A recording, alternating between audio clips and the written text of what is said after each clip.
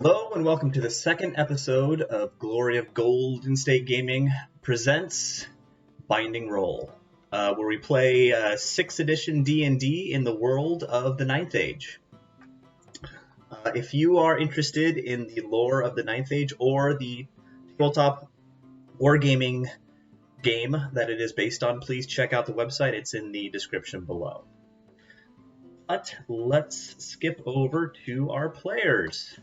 Welcome back, Sunset, Lanval, and Kaylin. One thing I forgot to mention in the first episode was our format is every episode, which is about 3 hours long, everyone's going to level up after every episode. So now our characters are level 2. So I'd like to go around and talk to everyone and just tell me what the new ability you got at level 2 is. Sunset, take it away. So at level 2, I gained access to my sorcery points, which will let me I can convert them into additional spell slots. At least at this time, that's all I can do with them. And then I also picked up the Magic Missile spell. Excellent. Magic Missile's always handy, isn't it? Just a little bit. Lanval, what happened to you? I'm a fighter, and so for level 2, I gained the action surge ability. Lets me basically take one additional action on my turn. I can use that once per short rest. Pretty handy bailout move. Yeah, as you said before, a finishing move, right when you need to get that extra punch in. Kaylin, let me know what happened to you. Alright, so level 2 ranger. Chose 2-weapon fighting, so now my short swords do the same amount, make combat simpler. And I can cast spells as well to bring a little more hurt with Hunter's Mark, and fill a skill gap on the team to cure wounds. Yeah, we do not have a healer, so probably a good idea. Yeah. Remind me what Hunter's Mark does. Alright, Hunter's Mark. Choose a creature you see within range, basically mark it as your quarry until spell ends. You deal an extra 1d6 damage to target whenever you hit it with a weapon attack. And you have advantage on any wisdom, perception, or spell check. To find it, if the target drops to 0 hit points before the spell ends, you can use a bonus action on a subsequent of your turns to mark a new creature. So that is a casting time of bonus action. Lasts 600. Yeah, it lasts an hour. So, yeah. How many rounds of combat is that? Each minute is 10 rounds of combat? 600 rounds of combat? Sure. 600 rounds, long enough. Yeah. So let's take a quick review of where we were. Last episode, the adventurers met on the side of the road with a gentleman who said he was the Beastmaster or the Master Hunter for the Duke of Cantemont. And you went with him into a cave, encountered some goblins, but recovered the 2 cub or baby hippogriffs and slaughtered their mother, which was very nice of you 3. The 4 of you made it back to the road and headed to Cantemont with your baby hippogriffs in tow. So let's pick up on the story right there. This takes at least 2 days to make it to Cantemont. You go through multiple small villages. But if you have any rations on you, lower it by 2. And if you don't, let's do a quick nature roll and see if you can hunt down some food. Okay. I got food, but I'll get... Ooh. Yeah, I'll give it a shot. This is a bountiful land. It's green, it's luscious, there's forests and animals running to and fro. So hunting down an animal or something to eat is going to be very easy. Good. I rolled a 10. That's Oh no, good enough. My mistake. I rolled a 13. The result is a 10. What animal did you hunt down for the group to eat? Something very slow. Let's see. A baby deer that was sleeping. Some venison. Tragic. All right, so you're on the road for 2 nights. You have plenty of time to discuss with Jacques. Let me get a picture of Jacques up on the screen here. Good old Jacques. You've come to learn he seems to know a lot about Cantemont. He claims to be not only the head hunter and beastmaster of Cantemont, but he is good friends with the Duke himself personally. You also learn he is a heavily addicted to smoking cigarettes. He's constantly has a cigarette, half-smoked cigarette, leaning out of his mouth. Do you have any questions you want to bring up to Jacques along the way?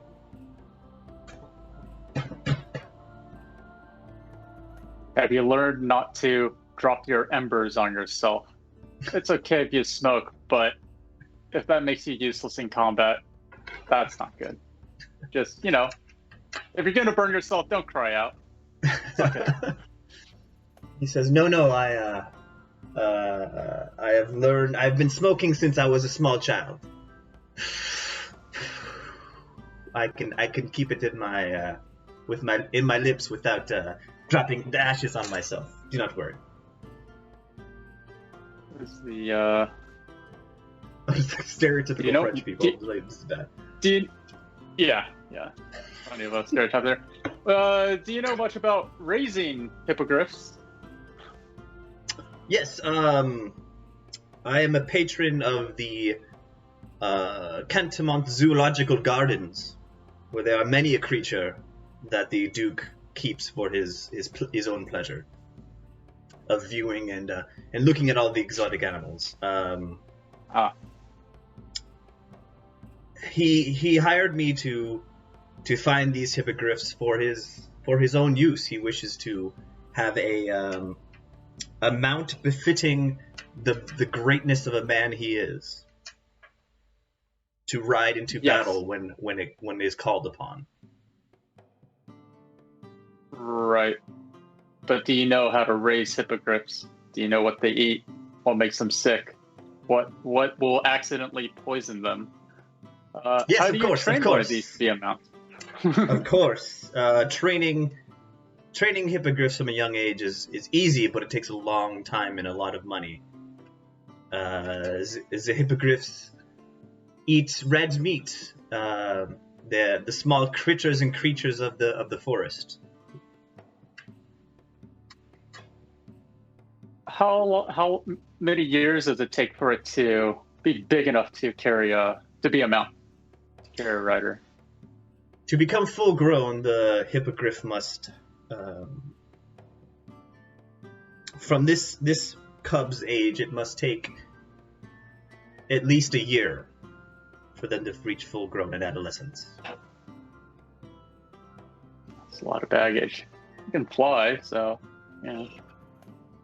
We'll see. All right. Sunset. Any questions from Blandval or Sunset? Tell us about Cantemont. What is happening in the city these days? Cantemont. It is a great city, a beautiful city. It, as you know, it is where all of the great crusades of the Aquitaine, the people of Aquitaine, it's where it starts. It is a great port city, and numerous traders from all over the world come to Cantemont to trade their goods. What makes Cantemont beautiful are the caves beneath the great cliffs. As the tide rolls into the caves underneath the tower, it creates a vacuum, and it creates a whistle, like a deep tone that is beautiful. It's melodic, and It sounds like the incantations of the lady, and that's where it gets its name. It is ruled by the Duke and Duchess, who I am personal friends with, and they rule fairly and justly. Have you ever been down to the caves? Yes, many times. It is a common place for Equitanes to venture into, and they are deep and mysterious and often uncharted. But you must only visit them at low tide, because when the tide comes in, you are stuck. Like it fills up with water, or we just can't leave? No one knows. There has been stories of people going into the caves, the tide comes in, and then exiting miraculously after days within the caves. It is a labyrinth of a cave system. Okay, we'll just bring camping gear. Sounds good. Do you think we'll be able to secure an audience with the Duke? The Duke is a very important man, and but I am very important to him. So I'll see what I can do. Well, we are a very ambitious group. We are always seeking out new ways to prove ourselves. If the Duke could give us a hand in that. I don't imagine why not. Yes, I'll see what I can do.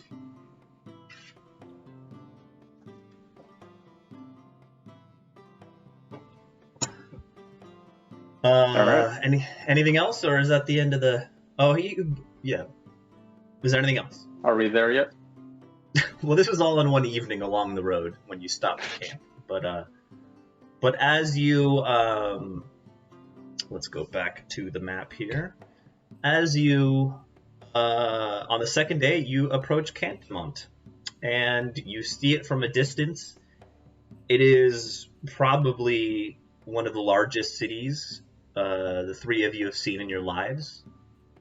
And from what you can see, there are large, I don't know, they're not mountains, but hills that rise up when they get to the ocean and become cliffs, but they dip down at a cove, and that's where Cantemont was settled.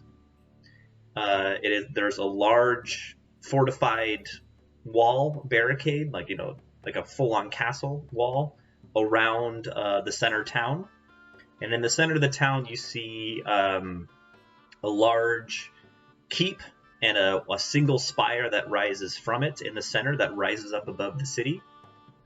Also, off to the right, on the cliff, the raised part next to the ocean, you see another spire that sits sitting lonely above on top of that hill.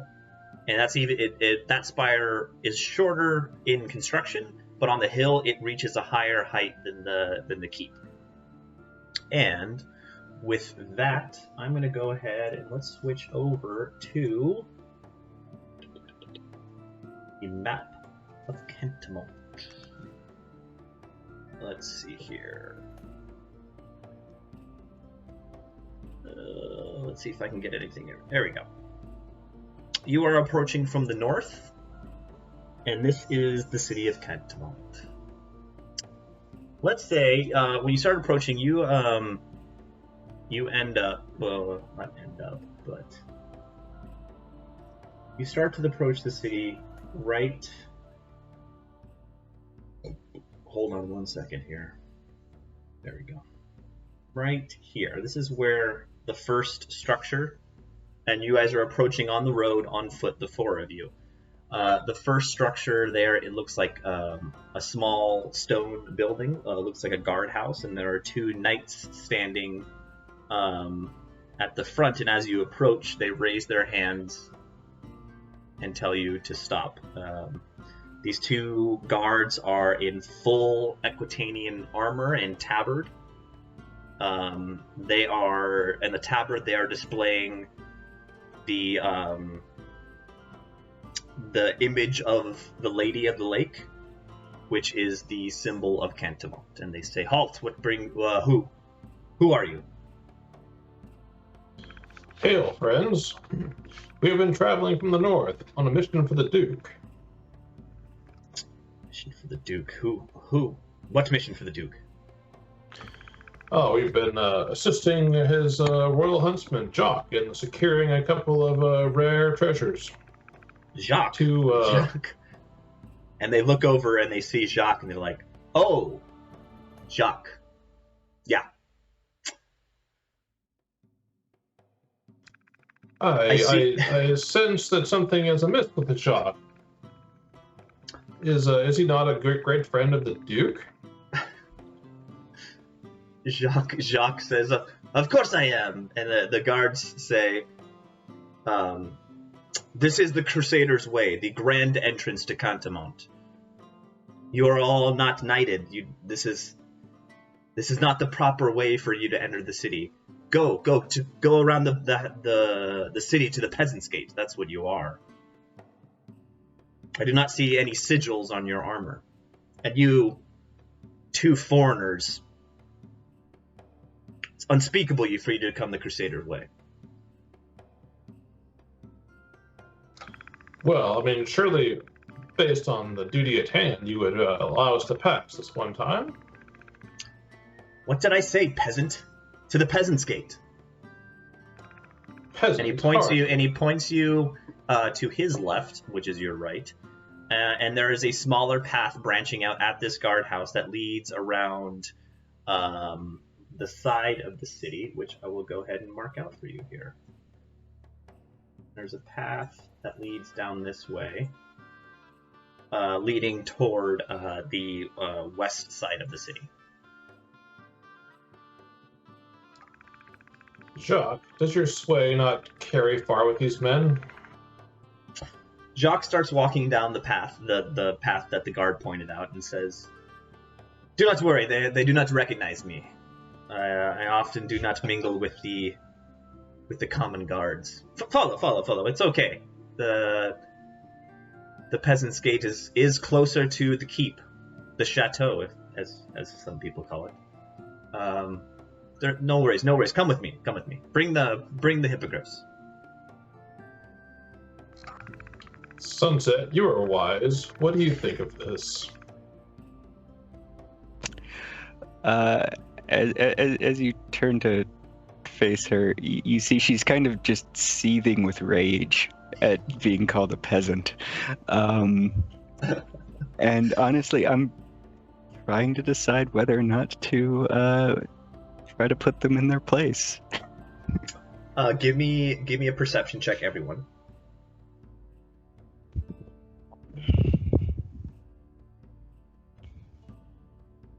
We can just start trash talking in Sylvan. These stupid oafs think they're such the great knights, but they're just glorified door guards. That'll be 20. 20, okay. Not natural, but... Sunset, you definitely recognize that this the road starting at this point to the main gate, to the actual Crusaders' Gate, is heavily fortified. There are many guards, many guards. It is along the way there are numerous shrines to the lady, and there are what looks like tents and storefronts and huts that all sell items that that go along with the crusade. This is like a parade route almost, and it's when the great crusaders from the country of Aquitaine come down this road. They go along this route, and it's like a procession, and there's blessings thrown upon them and little figurines of the lady and things like that, and there's shrines along the way. But the main thing you notice with rolling a 20 is there's a heavy guard presence here. All right, I will begrudgingly follow down this new path, but yes, cursing at them in Sylvan. All right, I follow Sunset. Lanval, you're going to do the same? I size up the guards and I decide to follow Sunset as well. I understand your anger, but I think maybe it should be directed at Shock more than these door guards. Lanval, give me a perception check.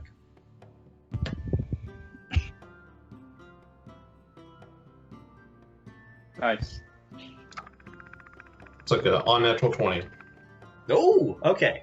As you're walking away, you hear the guards kind of snicker at you, and you hear them say something underneath their breath, and you hear them call you a knight forlorn. You understand what that means. A knight forlorn is a knight in Aquitaine who has been dishonored and has chosen to not ride a horse as penance for that. And they're fully armored knights that fight on foot. You don't know if they know of your history and that you have let down your lineage, or they just see you walking on foot, but they call you a knight forlorn.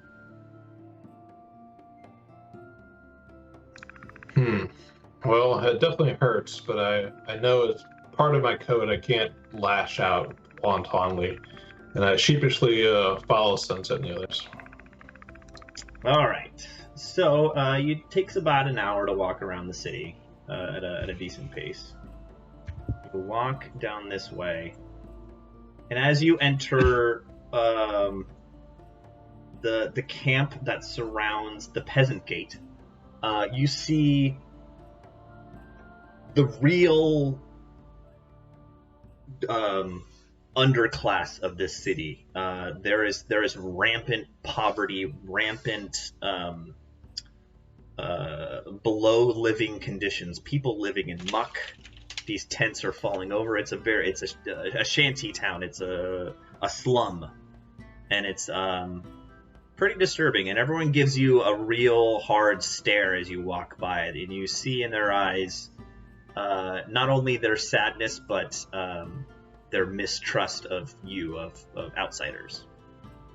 As you get closer to where the line ends, where I'm drawing that line, it's kind of the center of the peasant camp.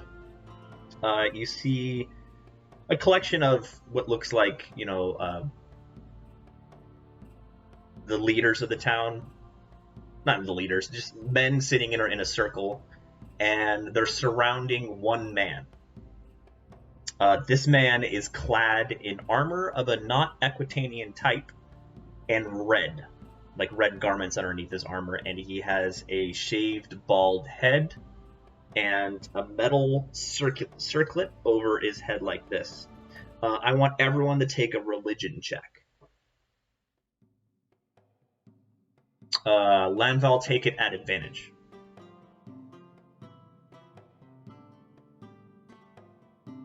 You're muted, Kalen. 16. Our result is 30. What'd you say, Sunset? 18. Okay. So Kalen has no idea who this guy is or what he's doing. But the other two of you recognize this as a warrior priest of Suna. Suna is the warrior god, warrior god and savior and messiah of the Sunstall. The Sunstall is the weapon that this mythical warrior held, and it is a relic of the Empire of Sunstall, which is the neighboring nation. It's uncommon to see a religious person of Suna in Aquitaine, because Aquitaine is their patron is the lady, but it's not completely unheard of.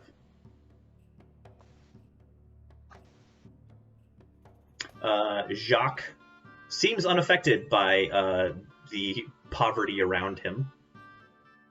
Jacques does not seem to be like noble. He doesn't have like huge jewel encrusted Aquitanian armor, but he is not at these people's level.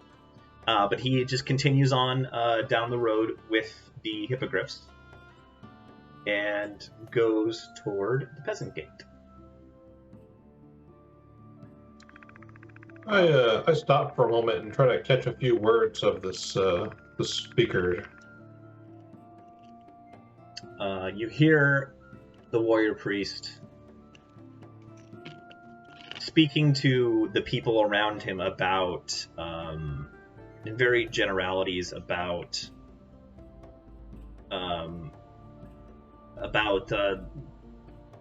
the being good and like the right things to do in your life, and the virtues of living a good life. Kind of, soapbox preaching, kind of proselytizing.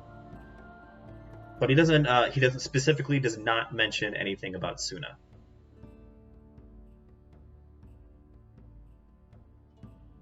I've continued following Jacques. Right. Whisper to Sunset, how long must we be amongst these filthy creatures? Oh, the elitist Sylvan Elves. Lenval, do you head on there in there with him? Yeah, I follow along with the others. Okay. So you make it through the peasant gate. As you get through the gate, the conditions become better.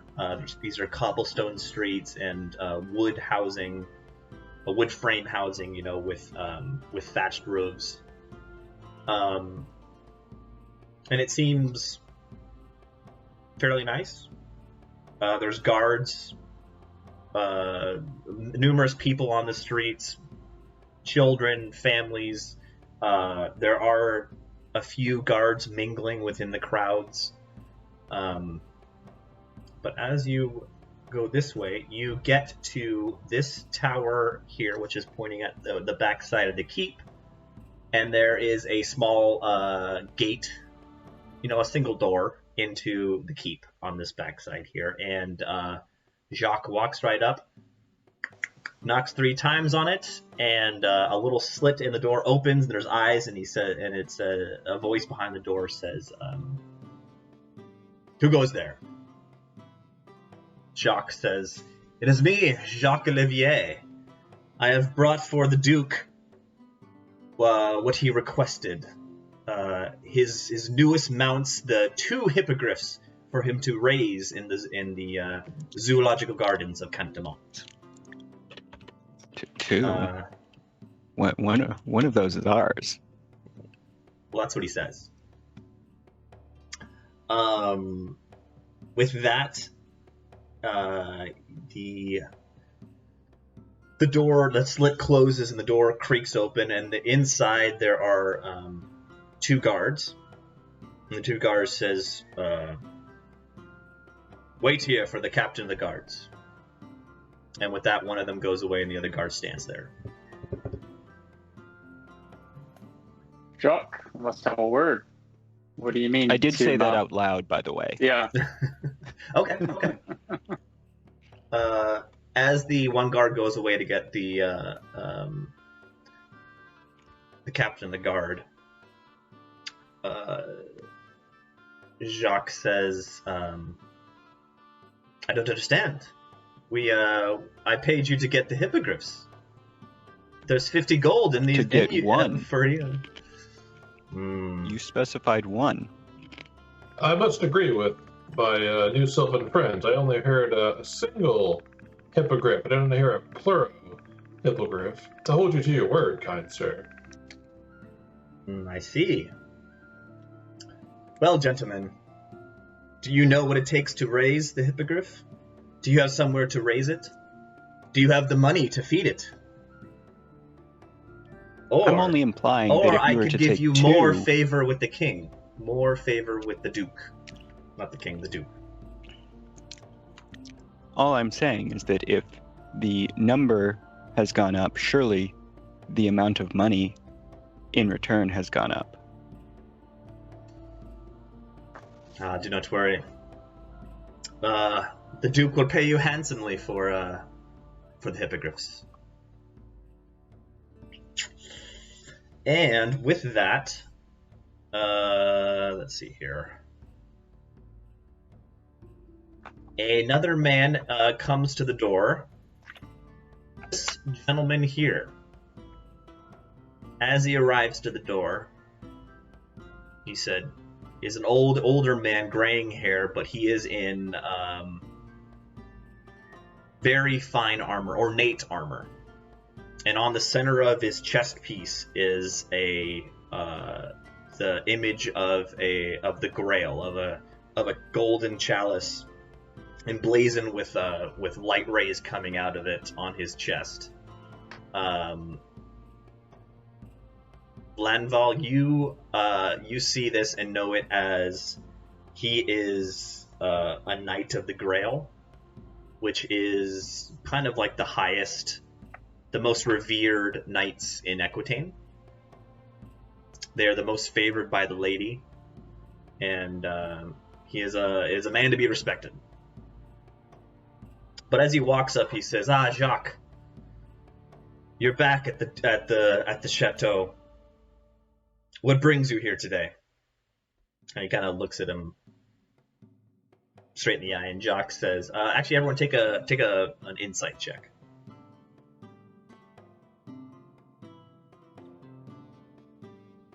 Or 16. 9. Only Lanval kind of hints at that he's not taking Jacques too seriously. He doesn't seem welcoming to Jacques to let him in the door. Jacques says to this man, he says, Claude, I have brought... The Duke has asked me to bring him the mounts for his future conquests and crusades. I bring you 2 hippogriff cups for the Duke to raise to become strong mounts for his for himself. Claude looks at the hippogriffs and says, "Ah, yes." Kind of his eyes go a little bigger, and he's like, "Ah, how much do you want for them, Claude?" And he says, "Yes, for each hippogriff, I want 200 gold." And with that, let me see if that I a war can... horse costs 400. Okay, I should adjust that. I should adjust that. What did I say he pay you guys? 500 or 50? 50. 50. Okay. He says, Jacques says, these are of high quality, good hippogriffs. I wanted 1,000 gold apiece. And his persuasion roll. Whoa. Jacques is a slick fellow and knows what he's talking about, or knows that who he's talking to doesn't know what he's talking about. And Claude looks at him, gives him a side eye, says, "Okay, I'll be back with the money." And he steps away again.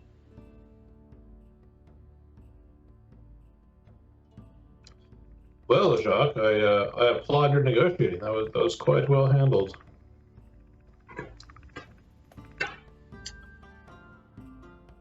Yeah. He says, "Yes, you are right. You're right. I will pay you 50 gold pieces, like we agreed, for each hippogriff, for each of you." I'm maintaining a tight hold on the hippogriff in my custody, and warily looking at Jacques, and giving a sidelong glance to something. I think some renegotiation is in order. Renegotiation? Are you going back on your deal? I think you Can I not trust your misrepresented the word? value. you misrepresented the value of these creatures. Okay, give me a persuasion check. And let me pull up Jacques' stats here. Hold on 1 second, please. Like his AC. I don't know if it gets to that.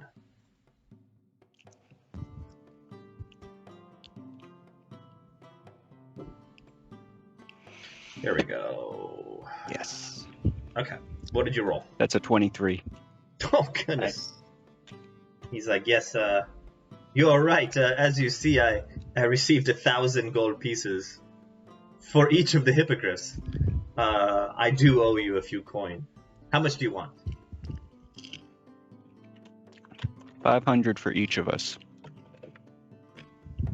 For both hippogriffs? I think that's fair. 250 per hippogriff each.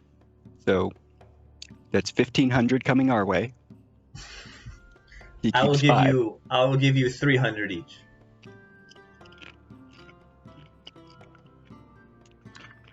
Shock, I think we're John. Not good enough, my partners in man. this whole deal. I'm sure that we all have worked together quite well to achieve this goal, and we're all much richer for it. I think an even split makes the most sense. Even split. Okay. Even splits. Half for me, half for you three. Great idea. Oh, no. No. If anything, we should be taking more. Our man Lanval here almost died for the cause. If anything, he should be receiving more than any of us. At that time, Claude comes back to the door with a big sack of coins. And he looks at Claude. He says, "Is there a problem here?" Claude says, No. There's no worries. These fine adventurers help me secure these, and we are merely renegotiating. And with that, Claude says, I do not care about your deal with these three. I care that I get the 2 hippogriffs for the agreed upon price. And he sticks his hand out with the gold to Jacques, and his right hand out open. See it in the camera. Would it be a sleight of hand roll to grab it for him, or would that just be raw dex? That would be raw dex. Raw dex? All right. He's holding it right in front of his face.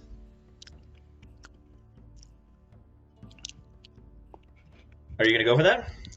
I'm going to go for it. Oh, okay. Give me a dex roll. Oh, yeah. That is 22. That is nicely done. You snatch the gold out of Claude's hand, and with a shocked expression, Claude turns over to you, like almost as if he's just noticing you're there at this moment. I nod to Kalen to give him the hippogriff. I hand the rope with the hippogriff to Claude, and I stand smiling in between Jacques and Sunset. With that, Claude gives out a nervous chuckle. Yes. Here are the hippogriffs, and he hands it to Claude. With that, Claude gives a gruff, and then goes back in the door, takes hands the 2 hippogriffs to the guards there, slams the door shut. And with that, Claude says, "That was very clever of you, Sunset. You're right. So we must discuss this more. Please adjourn with me to the tavern, my favorite tavern in the city, and we will discuss this over drinks."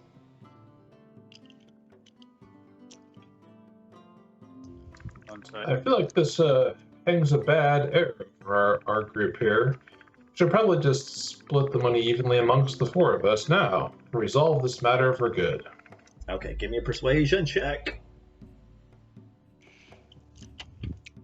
I'm gonna just add to that. you can either take the 500 or I can take all of it. That's 16 for persuasion. That means you need to give me an intimidation check. I can What did do you that, roll, Landval? I think. A 16. Yeah, I can do that. 16.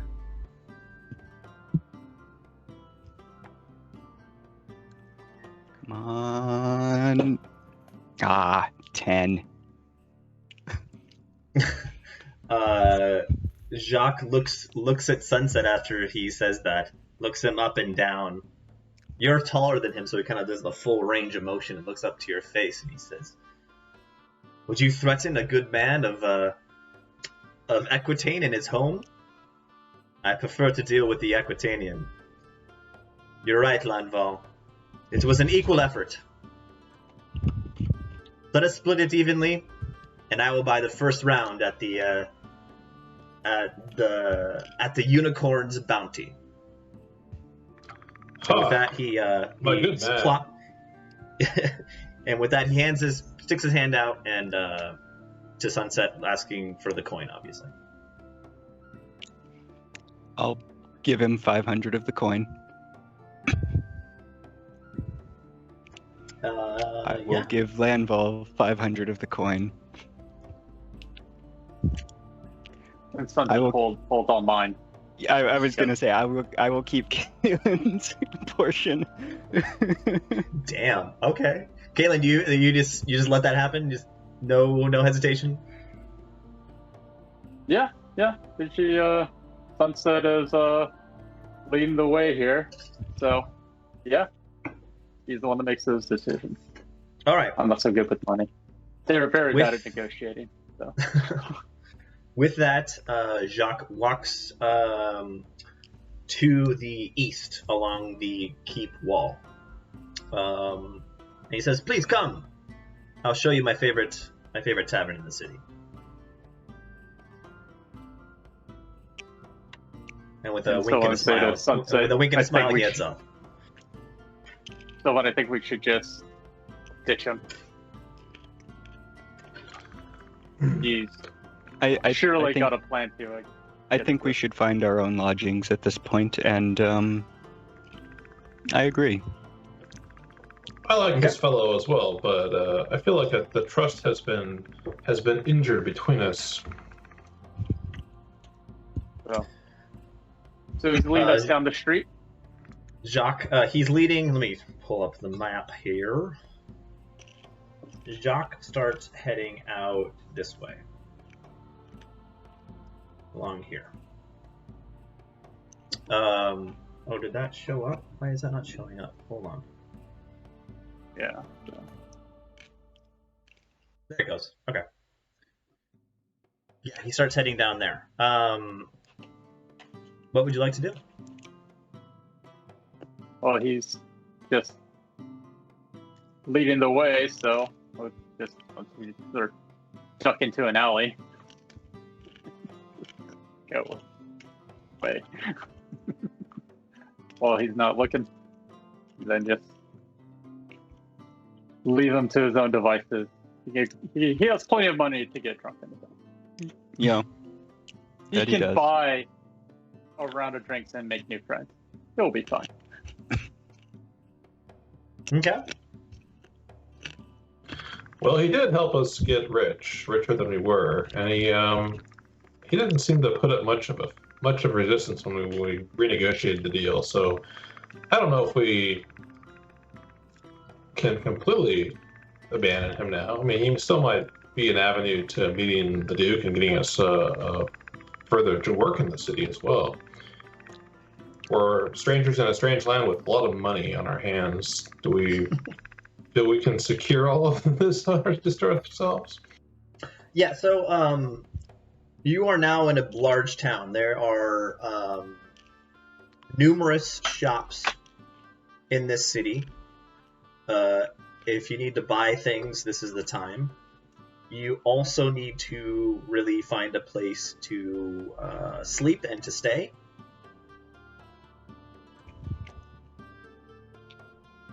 But yeah. I just use more rope. Just like hid mine away with the The hippogriff. Served well. Do we know anything about where Sylvans might be more welcome in the city? You don't know that.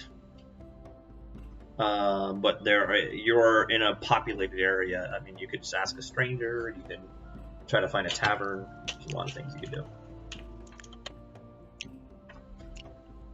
Perhaps Landval might be more persuasive amongst his fellow humans.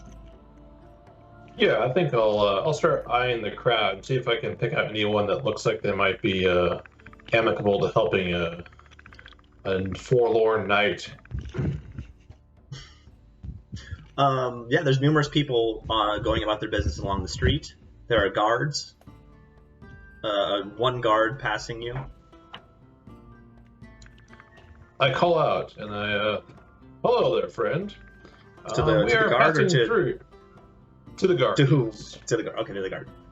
It says, yes. What can I do for you?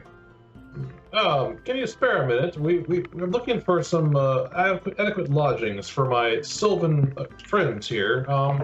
Any places in the city of Cantamont that might be more welcoming to those of the non-Equitanian bend? Sylvan elves, foreigners, you say? Well, most of the non-Equitanians hang out at the docks. That's where most of the non-Equitanians stay. I have to admit, you question me traveling with these elves. I question your motives and what you're doing here. I suggest you head down to the docks and be along your way. And then he, in some sort of way, kind of tells you where to go. Hold on one second here. What I am drawing right now is what's considered the dock district.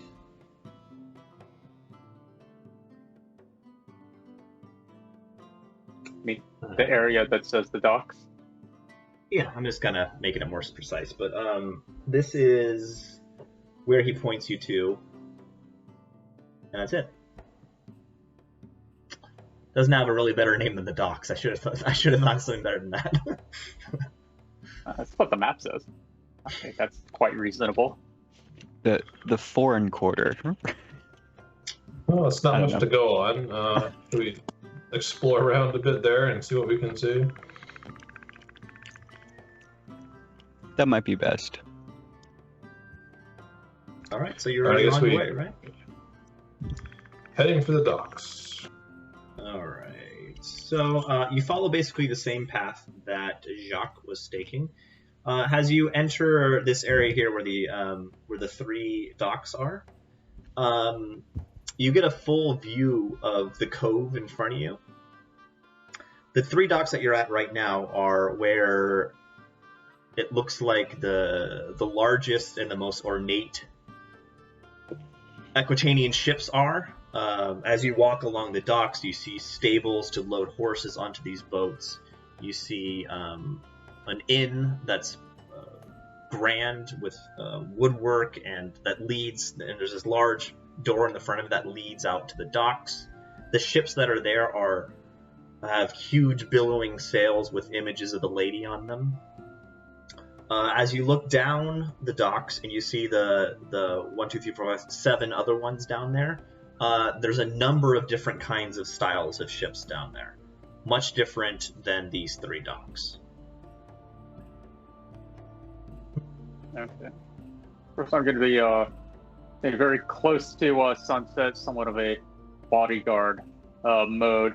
We're in a city of untrustworthy humans, and Sunset's carrying quite a bit of gold, but I'm unencumbered by such things, so I can do a little more to dissuade these cretins. And if necessary, I can just set the whole place on fire. All right. As you enter the dock district, the people along the way start to change. You see a number of different kind of people and different languages, different styles of dress, and different races. You see dwarves there, milling around the dock and drinking and having a good time. You see humans from Tefira, which is the land across the sea to the south of you. Looks like merchants and traders. You see halflings and you see one ogre who's sitting in an alleyway drunk, mumbling to himself.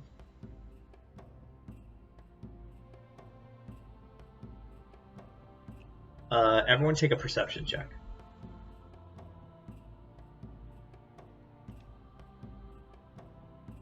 Seven.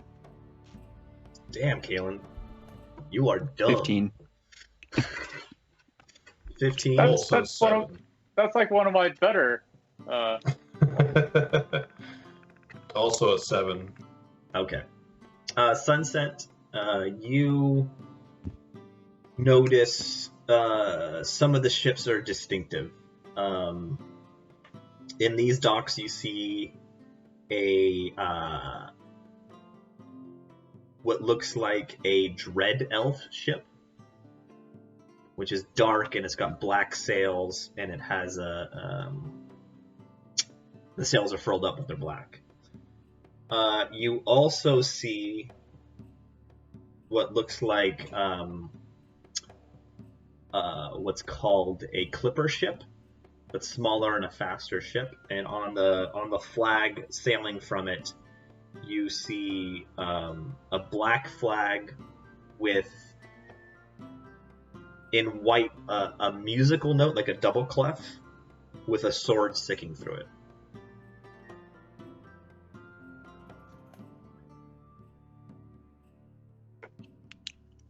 Is that a flag I should recognize?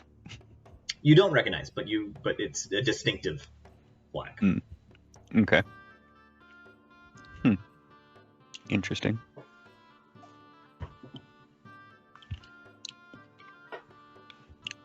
Perhaps we should find our ways off the streets. Yeah. As you continue down the docks here, you basically notice that this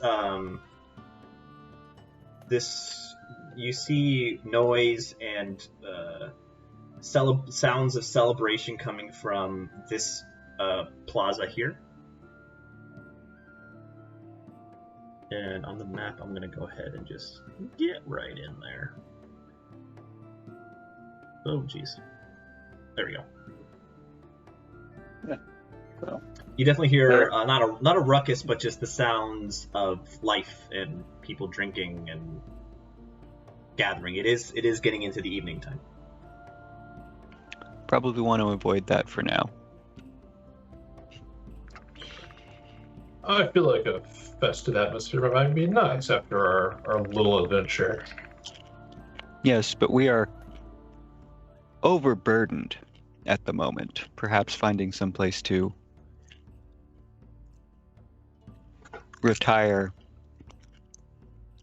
would not go amiss.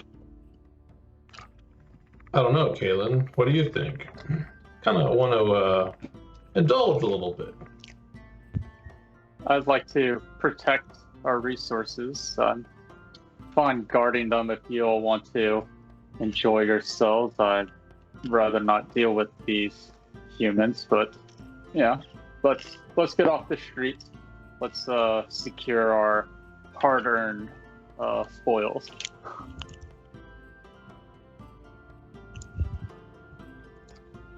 Is there any kind of nearby inns or lodging that looks amicable to us? Not on the docks here, but everyone roll an insight check.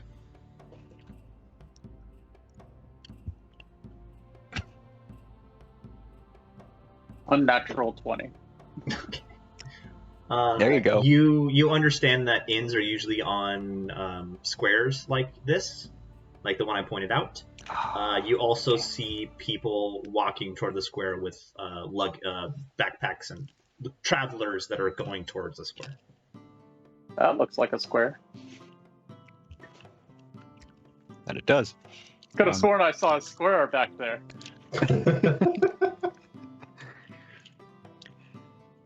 I rolled a 15, so You notice the same thing. It seems Okay. like the square I drew out in red, it's not really a square, but it looks like a center of travel and of it's a square. where the city life happens, which Yeah. usually includes an inn. Yeah. Look, Sunset, these folks from the boat, they surely know where to stay. They've probably been traveling all day. We should just follow them. Well, with my insight, knowing that I mean, I don't want to go into the square, being surrounded by a bunch of people while this laden with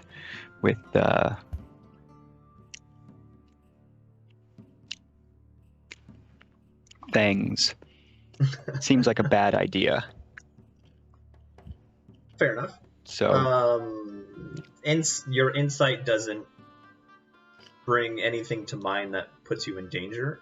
You rolled pretty high on your insight. You do not see anyone following you, and you also notice the people who are traveling in and out of this square are a wide mix of races, mainly humans of other nations and dwarves and dread elves, and also infernal dwarves.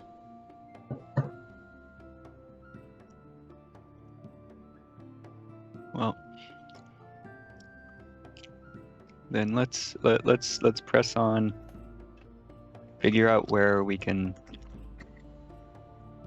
lay down our burdens, and perhaps then enjoy some of the nightlife.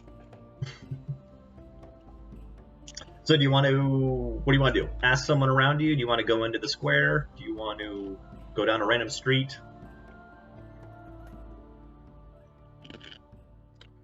I'm going to ask one of the passers-by that have some visible luggage on them where they're heading to, what they feel as their favorite place to stay in the city. Well, the halfling that happens to be walking in front of you at the time looks up at you and says, "Ah, yes, I'm heading to the Unicorn's Bounty. It's the best inn in town, the best pub in town." And he seems pretty happy. He's looks like he's got a few drinks in him already. Oh, thank you, friend. That's a great tip. Well, we're definitely not going there. There's got to be another inn in this town. I look around for a dwarf who may be nearby. Yeah, let's see here. Yes, there are a couple dwarves seated on the docks ahead of you. I approach and I greet them. Hello, friends. You seem like the traveling types. What would you recommend is a great place to stay in this fine city? He looks up at you and says, well, human, Equitanian.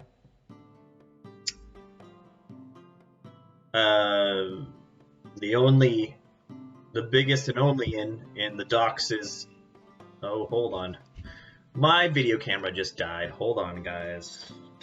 Not good. Let's see if I can fix this. I knew that was going to happen. You presume that people want to see you. Well, I've got a beautiful face. Why would people not want to see me? Let's see. Okay, that's the right one. Hold on one second here. I'm going to put up my horror camera.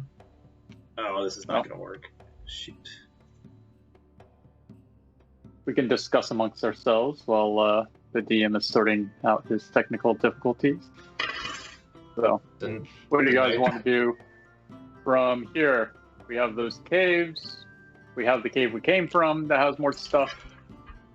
And I feel like, is there like a bank or some kind of secure location in a town like this? What do you imagine? Probably not. If we have to stash, 1,500 gold somewhere, I don't know what would be a good spot. Like, could sneak into the caves and leave it there. I've heard in some cities there are ways of exchanging it right for a piece of paper. It sounds kind of ridiculous to me, but I've heard stories how it's worked over the years. What if we just all bought horses? Bought some horses? Yeah, we all afford a horse. Yeah. Hold on 1 second here, guys. Put our money into assets. Yep. There we go. That'll And do. backup food.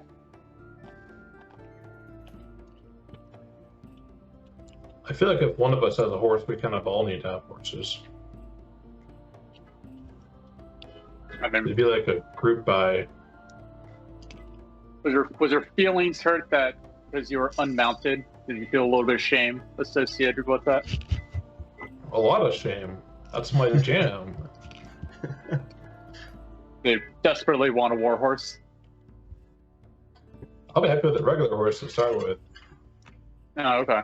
Well, if you really want to make an investment, that's one way to go. On with the car. Yeah, 400 gold. But I'm fine with riding horse. And a pack mule carrying the kitchen sink. Is there like a strong mounted travel aspect to Sylvan life? Yeah, there's For some. yeah, there's the kinship with horses is a big part of the Sylvan life. They also ride other things like stags and eagles. And then high up people also ride things like dragons. I need to save up for that one. I've already got an in with dragons. Yeah. All right. I don't say that in conversation. I'm just saying that for player knowledge. What's harder to protect, 1,500 gold pieces or 3 horses? But 3 horses have legs. They can run. Is that a yes? So, as in our money can run away from us, or Oh, they can no, I run mean- away. Run away from attackers or something. Imagine will this horse get stopped rather quickly in this town? Is there a contingent of like banking or financing in Equitane, Ken?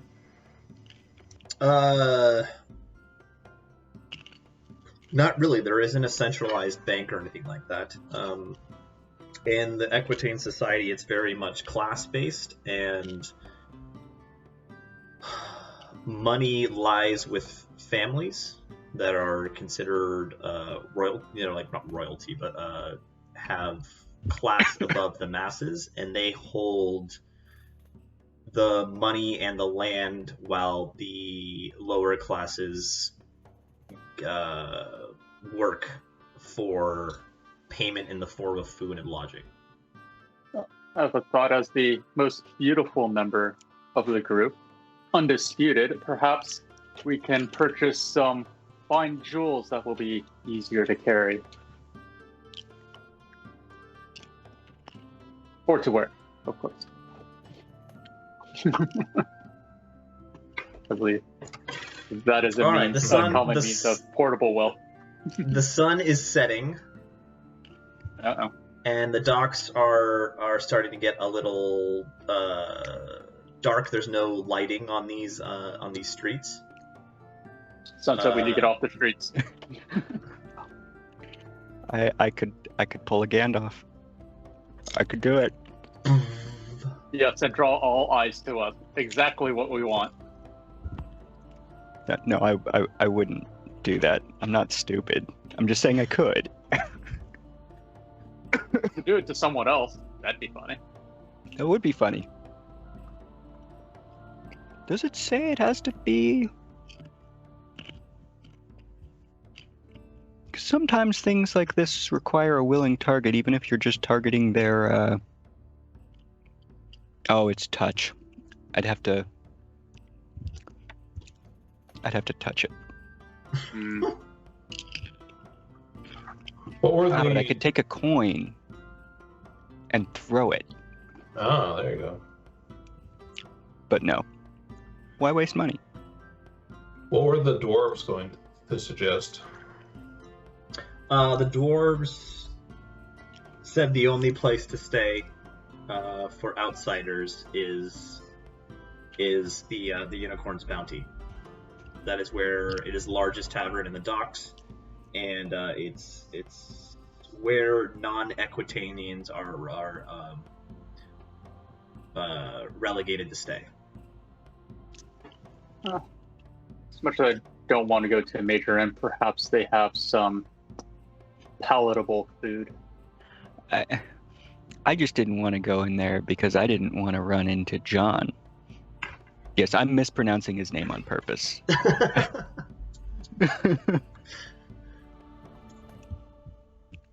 All right. But if that's the only option, then I guess we have to go. Well, it seems all roads lead to Unicorn. Unicorn's Bounty. Sorry. Yeah, that is the best place to stay. I do that. So you enter the square, and it's a lively place. Nothing crazy, but there's random people and small groups around the plaza, and the plaza is really centered around. I'm gonna mark this in blue as for landmarks.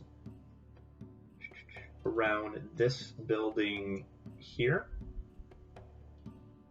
and there's a giant wooden sign on it saying the Unicorn's Bounty. The doors are the double doors in front are wide open, and people are freely going in and out the front door. This square is lit with torches. No, it's actually long. gas lamps. Let's put it that way. And yeah. And I assume you head into the Unicorn's Bounty? Yes. Yep. Confidently enter. Okay, as you enter the doors, it's a large room. It's a big space. It's like as big as what's the right description of size? It's as big as a theater. Like it's a big place. To your left, there are numerous tables and chairs they're about half full of people, with a giant window on the opposite side of those tables and chairs that frame the keep in Cantamont, and you can see out. It's a perfect framed view of the keep. To the right of you is the bar. It's an old wooden built into the space bar. There are again a half full people of all types at the bar. Behind the bar is a gruff looking man. And let's see if my camera doesn't freak out again if I do this. Okay, it did. Hold on 1 second. Give me 1 second here, guys. Copy. And then we're just gonna paste a reference. There we go. Yeah. And behind the bar, you see this gentleman. He looks gruff, and he kind of eyes you as you walk in. everyone take okay, and that's the right of you, and then directly ahead of you, it's like an open aisle. There's no tables and chairs directly through the door. There's another set of double doors in the back of the building, and through those double doors, which are open, you see it lead into another courtyard with a lot of people, a fair amount of people, and that are milling about. And above that door, there's a sign that says the pit. Everyone take a perception check. The pit sounds inviting. 15. 21. Both elves notice that sitting at the bar talking to this innkeep is Jacques. And you also notice that in the bar there's a mix of humans, there's a mix of halflings, a mix of dwarves, of both types of dwarves. But you notice also there's only one other elf. And it is... Are they a Sylvan elf? This gentleman. And I'm going to take this moment to point out this artist. This is the man who drew this is my friend Marcos, who is down in LA. He is an artist for the Ninth Age Project. He makes great art. He takes commissions, so if anyone's looking to commission art, give him a call. He also 3D models for the game that you can 3D print. So I'll put a link in the description. It's really cool. But you notice this gentleman. He is standing by the double doors that are leading to the back out the back of the building, and he is holding what looks like a big book, and he's writing in it. And on his hip is a big bag of money. Like you're assuming it's money. It's money. And with him is an ogre, just standing behind him quietly. Lastly, in the tables, the person that stands out the most is this person. From her skin tone, you assume she is she's from Tafria, which is the land to the south of you. She wears a big black-brimmed hat with a huge feather sticking out of it, and she is standing on one of the tables, singing a song that everyone's kind of looking at and singing along with her. Is there a quiet table off in the corner? I'm going to attempt to sing a song. They're singing a song that says, I don't know if you guys will recognize this actual song. They say, I, Calypso, the places you've been to, the people you've seen, the stories you've told. If people want to know, that's a real life song that I like. And that's about it.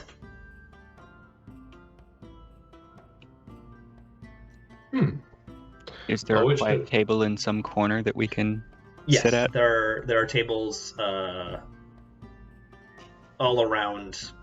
It's a big space, so there's tables off to the side that are unoccupied and not right in the middle of this song singing session. Does Jacques see us by chance, or are we out No. of view?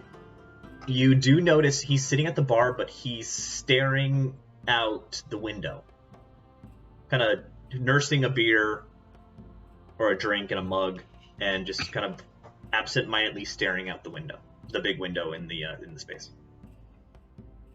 Actually, you know what? He might notice you. Hold on.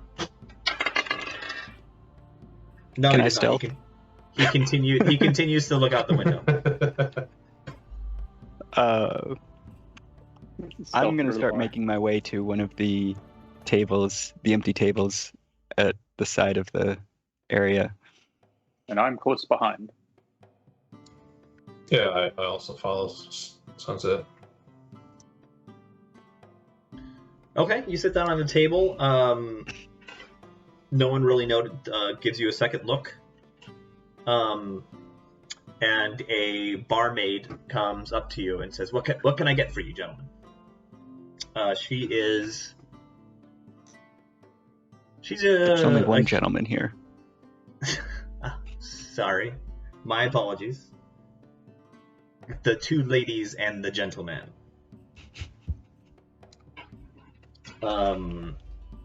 She is a lady who looks like she's Equitanian, but she's a little bit in her 50s, I'd say. She's pretty old for this world, and she looks unamused. She's not really happy. She's just kind of going about her business.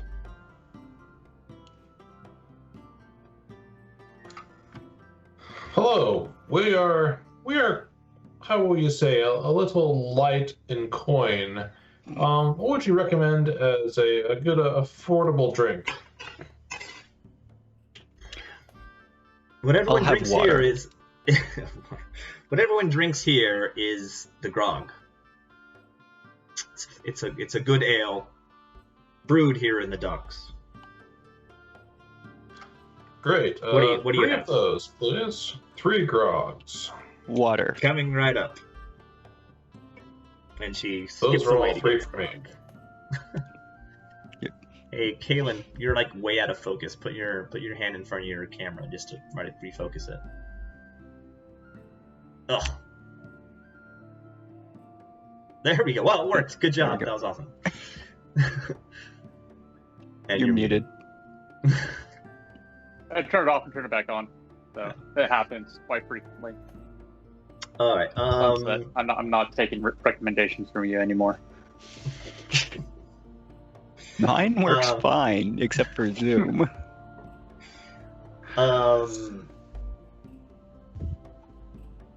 Okay. She goes and gets beers at the bar, and then she comes back and serves them to you. She's a gold apiece. I asked for water. I know, Oh, she's these are looking all at for me. She's looking at Landville. I hand her the money. From my small coin purse from my previous money. Okay. And then she walks away. What do you make of that elven gentleman with the very, very large sword by the door?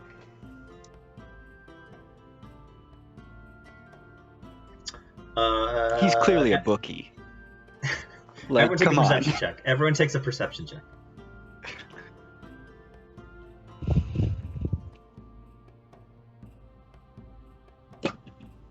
An I think- unnatural 20.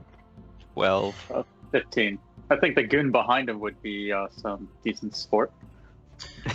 Yes, he is. He definitely looks like a bookkeeper for what is going on outside. He is definitely a dread elf, which is uncommon in these parts. They are traders, but they don't often come to human lands. What you know about dread elves is they are a very militaristic society. Every member of a dread elf society is kind of drafted into the military. You notice also that dread elves participate in the slave trade, and they are crafty and not to be trusted.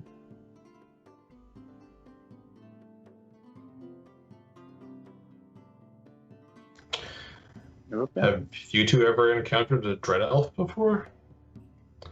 I've never even seen one. I've only heard stories of them. I think that ship out there might be his. Not necessarily his. If he's a bookie here, like, it seems like he'd live here. Could be. Could be.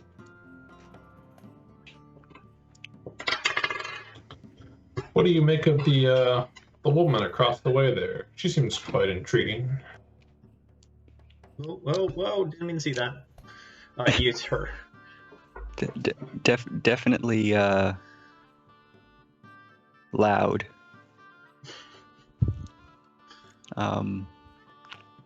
attention drawing, which is nice in the current situation.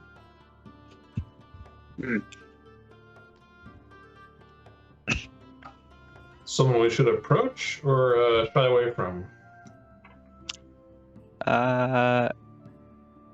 Let's keep our distance for now until we've figured out our lodging. At this time, the innkeeper, this gentleman here, yells out. He says, "Everyone, the fight's about to begin. Make your way to the pit." Ooh, And with that, just I love don't a know, good scrap. roughly 50% of the inhabitants of this hall start making their way towards the door.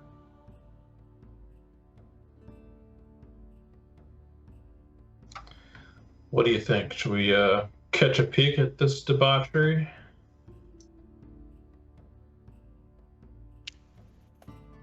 I have no interest in the amusements of those lesser than me.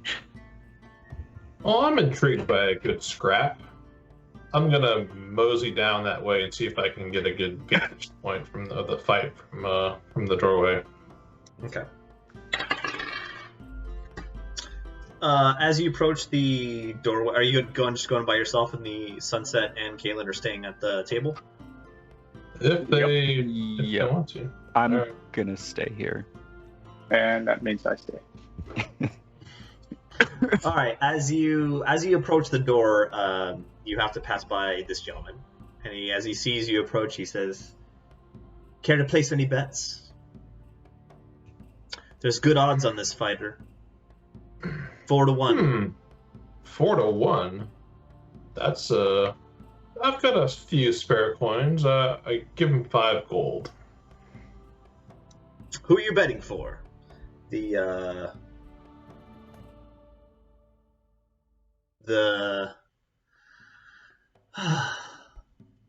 halfling or the ogre? Ooh, I love being an underdog. Okay, all right. Woo! You give him, what do you say, 5 gold? Yeah, 5 gold. Okay. All right, so let's move on to something else here.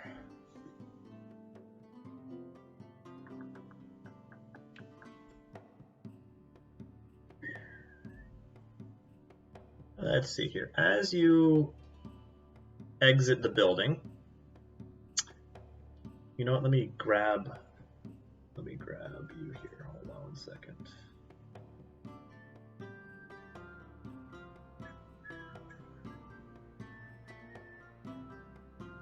Oopsie.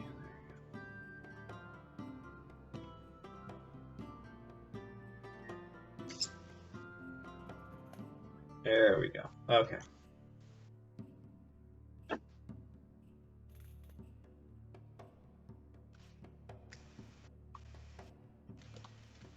Let's see. You guys are still in the timbre, but Lanval enters this space. So, as you exit the back door, you see the entrance to a... Whoa. That was weird. There we go. The entrance to what looks like a fighting ring. The entrance right in front of you is an open gate. And then on the side, there's steps to get up into the bleachers. Inside, you see what looks like an ogre and a halfling getting ready to fight. There's numerous people flooding into the stands.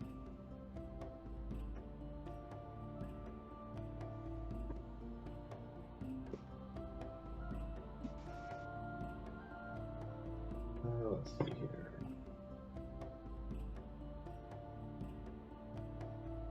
And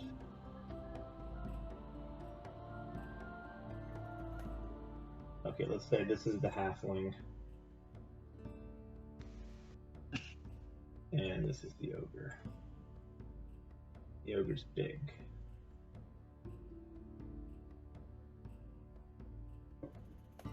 Okay. What do you want to do? I'm gonna try to get a little closer to get a better view. Are you going to go up into the stands, or? Yeah, sure. I'm making my way up here, like the higher part of the stands, looking down. All right. As you approach, you notice off to the right, this place here. This is that's what looks like a private balcony or viewing platform, and it's obscured by curtains. But both fighters look up to the curtains first and bow their head, and then come back up, and then they face each other. And you see one of the most interesting fights you've ever seen in your days. A halfling fighting an ogre, both bare-fisted, and the halfling just darts towards the when there's a bell rings and they to begin the fight, and the halfling just darts towards the slow-moving ogre. The ogre raises his hand up, slams it down, trying to get the halfling, but misses, and then the halfling darts between his legs and punches directly upwards as he's sliding between his legs right into the ogre's privates. And the ogre just and crumples over and falls over to the ground, just grasping his privates in pain. And the halfling stands up and goes, "I did it! I did it!" I applaud. And that's the end of the fight, and the crowd just roars. It was a very quick fight, and you see everyone start to flood back into the tavern to collect their winnings or their losses, or drink away their losses.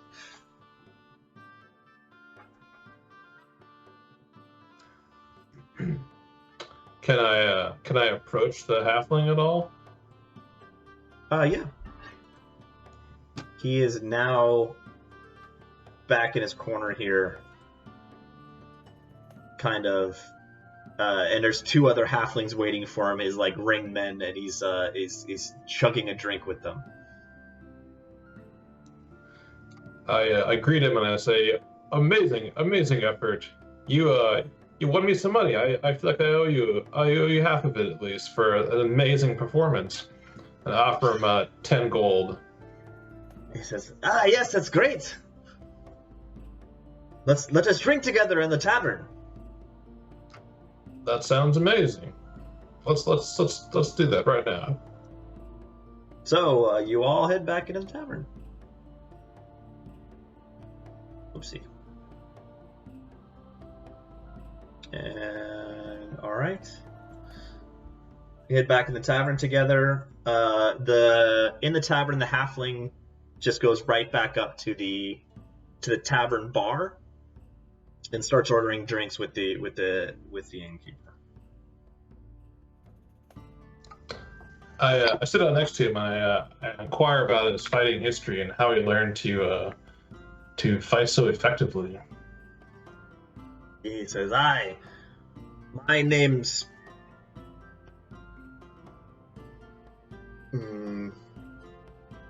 Samuel Sandwich.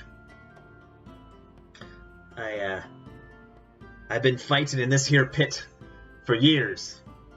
It's all about being crafty and speedy. I love this tavern. It's where I can make myself plenty of coin and have plenty of drink. Wow, that's great. Who would run such an operation? This is spectacular. I've never seen such a show before. As you say that, the innkeeper is standing there, and he says, It's me. I own this place. What can I do for you? Wow, I just never seen a real fighting ring before. It's quite an operation. Like, how do you find your fighters? Well, the pit is open to anyone who wants. It's an all comers tournament, and when you do well, the nobles from the viewing platform will give you great honor, and if you often the nobles who view these games will hire these fighters for jobs. Oh, that's very intriguing. How does one get into such an arrangement? Right here with me, and he bangs his fist on the bar top. Says, "Are you interested? Are you interested, sir? I'll put your name on the list right here." Well, I might be. I need to consult with my companions and see if we have time for such an endeavor. But I welcome the invitation. I head back to the table with Kalen. Before you can leave, the Dread Elf comes up to and he says, "Lucky win," and he slams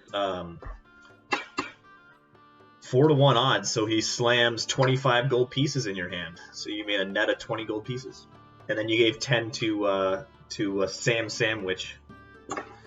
Sandwich. So you made a total of 10 gold coins. Thank you, sir. That's quite a show. Without waiting for your response, he heads back to the door.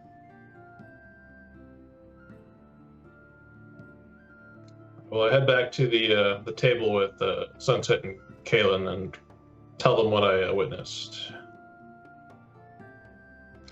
I just saw a halfling beat an ogre in one punch.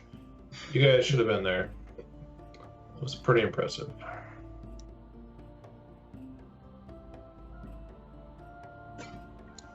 No? The same ogre that killed me, that almost ended my life, defeated in one shot by a tiny, darty man. It's amazing. Oh, put it that way. Yeah. How did the halfling manage to do that? Some spell or trick? Just gotta work smarter, not harder, it seems like. Alright. Seems to me if you were paying for a fight, you'd want to see something longer than a couple seconds. Without warning, Jacques shows up at the table. And he says, "Ah, my friends! You've come! I'm so happy to see you!" There was plenty of warning. I heard you rolling. And he says, "Are you here to fight in the pits?" Oh, we must have lost you earlier. Our apologies.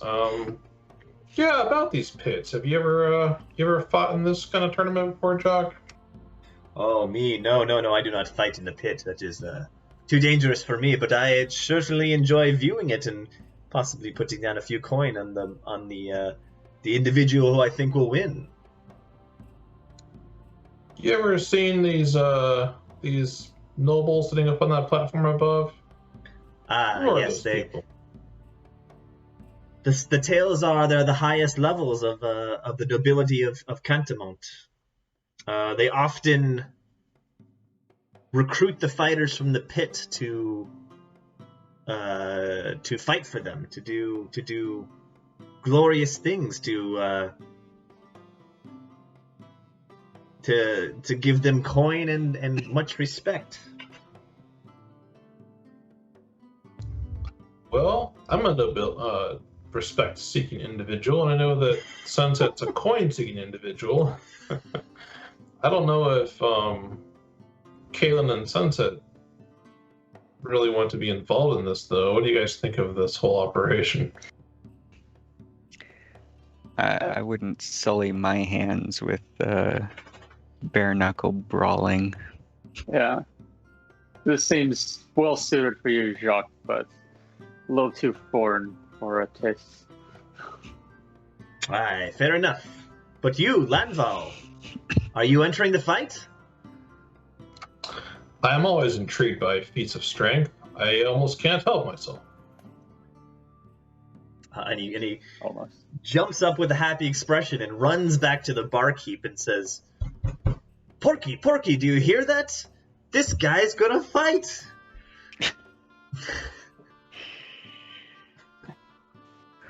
Here we go. And with that,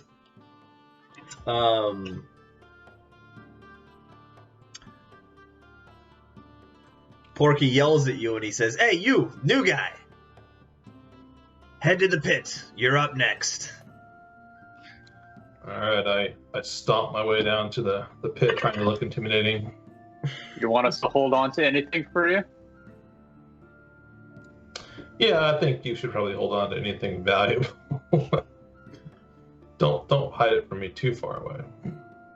Very good. How much At least do you want save me enough to buy a horse. I'll go ahead and add another 500 gold to my total. Are you guys How going much- to view the fight? As you start heading out, a bunch of people rush over to the Dread Elf and say, 5 gold on the new guy. He looks tough. Sunset. Maybe we should put down a small wager on behalf of our friend. Just, For Moral appearance's sake, at the very least. at the very least. His whole Uh, share? The Dread Elf tells the His people whole first again. share. He says, 2 to 1 odds. 2 to 1 odds. It'd be great if you could double my money, but I can throw the fight, right? We'll bet 10 gold. 10 of his gold. 10 of his gold. I just Alright. want to buy a horse. The rest you can do with it. As you I enter really the ring, will add 500 to my total then. You might die. as Lanval enters the ring, you see Samuel jump in there too with you guys. He's eager to see how the fight goes as he drinks his beer. Do you know who he's there fighting? is Lanval. You over here. That's where the Dread Elf points you. And to this, out of this gated door on the left, you start hearing rumblings and hissing, and what comes out of there is a snarling, skittering rat person. Oh boy. Here we go. And it looks like he was cuffed, and he's darting around and looking all over the place. I'm actually going to give you a little better look at him. This gentleman here, Yeah. you recognize this as a vermin swarm, or a vermin for short. These, you know this race to be, dwells underground, and they're numerous. They invade cities from underneath, and they're filled with disease and plague. And you've never seen one in real life, but you definitely recognize it as that right away. What a foul creature. I must smite it. What a foul creature! Alright, give me a second here. With that, you hear a voice from the balcony above you. It says, Best of luck to you, Knight of Aquitaine. And with that, I will not fail. you hear a gong, and you need to roll for initiative. Does he have his full equipment, or is he fighting? Fair enough. You have your And- armor on. You have your armor on, but you have no shield and no weapon. I rolled a 4. Oh, goodness gracious. Sounds about right. Let's see Slow and steady wins the race. Yeah. Some systems have interesting mechanics to go twice over the opponent's, initiative score. Okay, here we go. This gentleman. Oh, Jesus. He goes first. Shocking. And with that, he darts. He's movement 6. He darts right at you. But he doesn't quite make it to you before you have time to respond. It's your turn. Alright, I approach and I start swinging. I make an unarmed strike, rolling a 22. Oh, that hits. And it deals 4 bludgeoning damage. Then I use my... You raise up your fist with your gauntlet lid, a fist wearing a gauntlet, and smack him on the face, and he lets out a squeak. And did you say you want to do more? I use my action surge to attack again. Okay. I roll. Oh, ouch! Only a 9. With the second swing, you go for the haymaker, the next attack to knock him on his butt, and you go right over his head. You said you did how much damage to him? 4. Okay.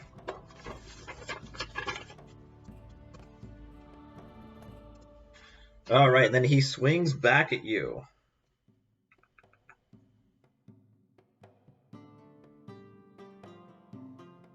He's probably got claws. And he rolls a 19? AC with no shield is 18 for me. Oh.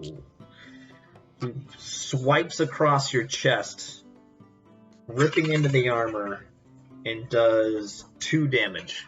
And it's your turn.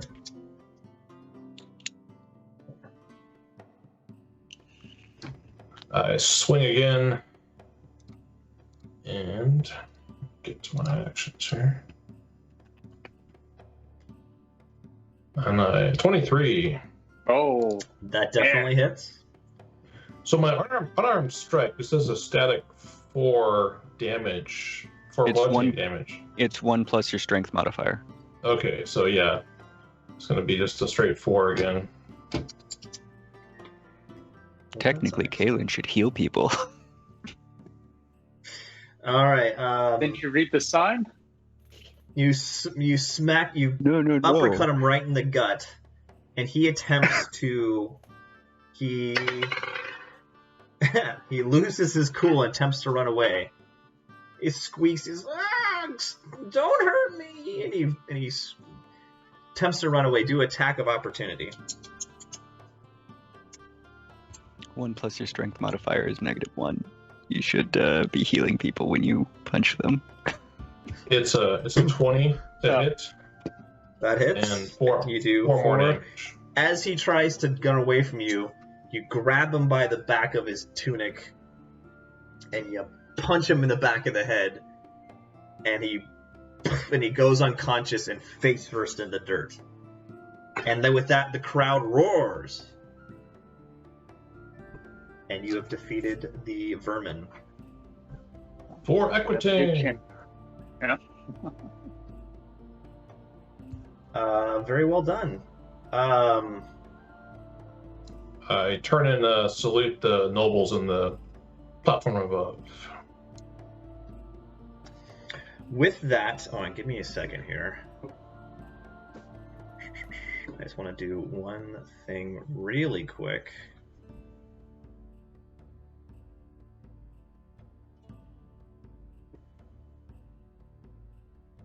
Hold on 1 second. Sorry for the delay here, folks.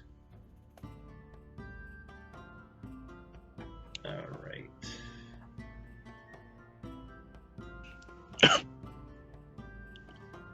All right.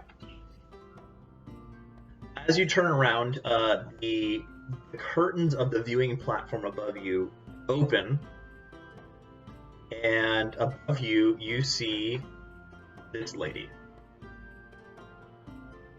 And she is lightly doing the very polite and British light clap as she looks down upon you with her nose up in the air. She's very well done, knight. I'm very anxious to see you fight someone who will give you a real run for your money. And with that, she sits back down. I await any challenge, ma'am. And with that, the Dread Elf comes in and pays Sunset and Kaylin your money. And do you sign up for the next fighter? I'm gonna consult with my cohorts here and see what they think. How much is he giving us? Well, it's 2-to-1 odds. You bet 10 gold, so you get 30 gold back. 30. So you made a net of 20 gold. All right. Well, what do you guys think? We want to continue this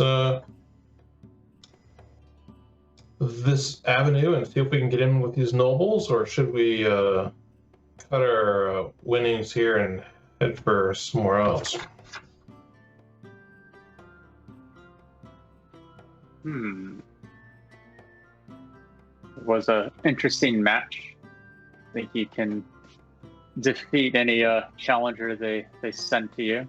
Well, unless they bring out an ogre again, then they might crap your pants. But I think If you want to continue playing, you can. I'm feeling confident. I'm sure nothing can go wrong from here on out.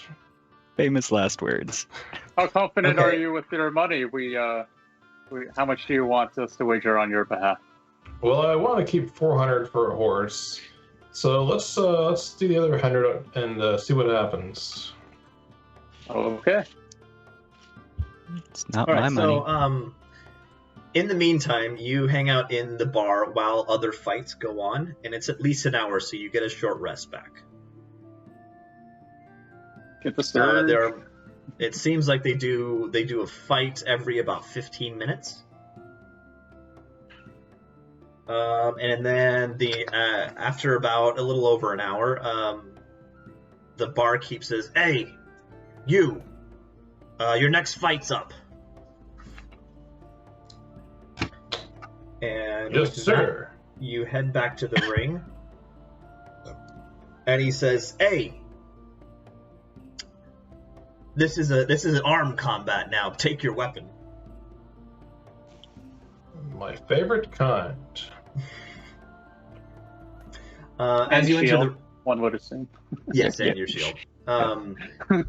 As you enter the pit, you see this noble lady again, is standing at the balcony, and she says, "Good son of Aquitaine, what is your name?" I am Lanval of Pembroke. Lanval of Pembroke. Very interesting.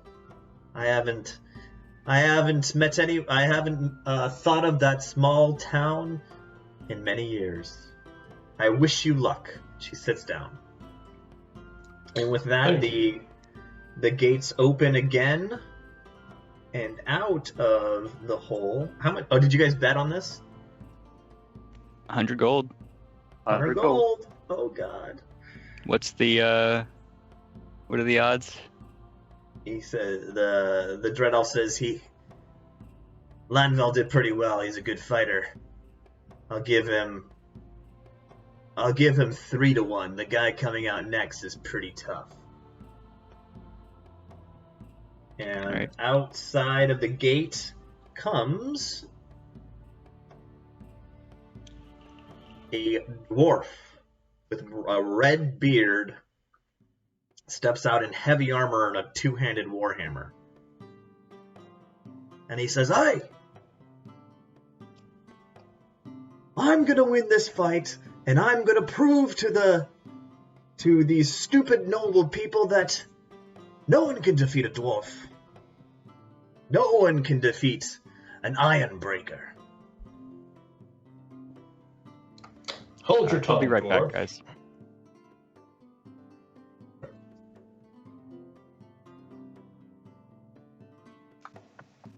Got this. Line ball. Better I call fear that no dirty one. dwarf.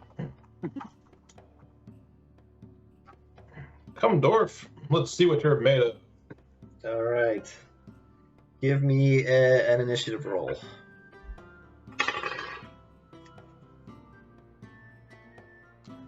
An 8.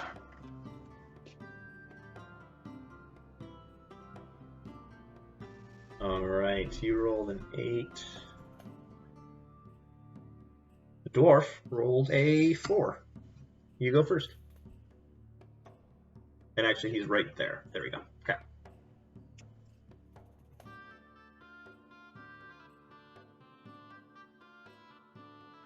All right. I move 30 feet. 1, 2, 3, 4, 5, 6. I confront him and I attack with my longsword. Okay. And I roll a 14. That is not enough. I use my action surge to attack again. Oh, geez. A 2. Or, I'm sorry, a 7. That's That worse. both blows with your sword hit him, but they glance off his big shoulder plates. He swings back at you. And what's your AC? It's 19. He does the same thing. Yeah, he swings at you and you duck underneath his blow with his giant two-handed hammer. I keep pressing my attack with a longsword. I roll a 23. That hits. I deal 11 damage. Ooh, very nice. With that, you hit him twice, ching, ching, and he glances off, and then you come back around with a sweeping strike, and it catches him right underneath the shoulder plate, and cuts into his shoulder, and he screams "ah!" in pain. And he says, "Nah, I'll get you for that." And he swings back at you, and rolls not enough. He swings back at you, and it glances off your helmet. I keep pressing the attack. Ooh, an 8.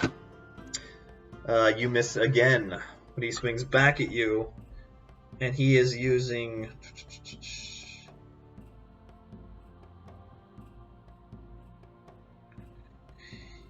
You see him raise up his gauntlet with dwarven lettering on it, and he hits it with his fist, and you see it light up and start glowing. Oh, good.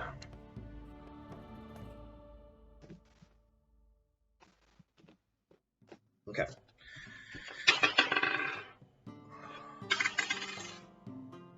There we go. That's 19. So he hits you, and he does. I gotta get out some more dice here. This is gonna hurt. Does 5 damage to you. He swings with his warhammer, and it finally connects in your rib cage, and it dents in the side of your breastplate. Oh, this is like good armor. All right, go for it. I attack with a 7. You guys are just wailing on each other. Nothing's happening. 16. He rolls a 20. Does 3 damage. This time he swings at your legs and hits you right in the side of your knee. And you hear something crunch.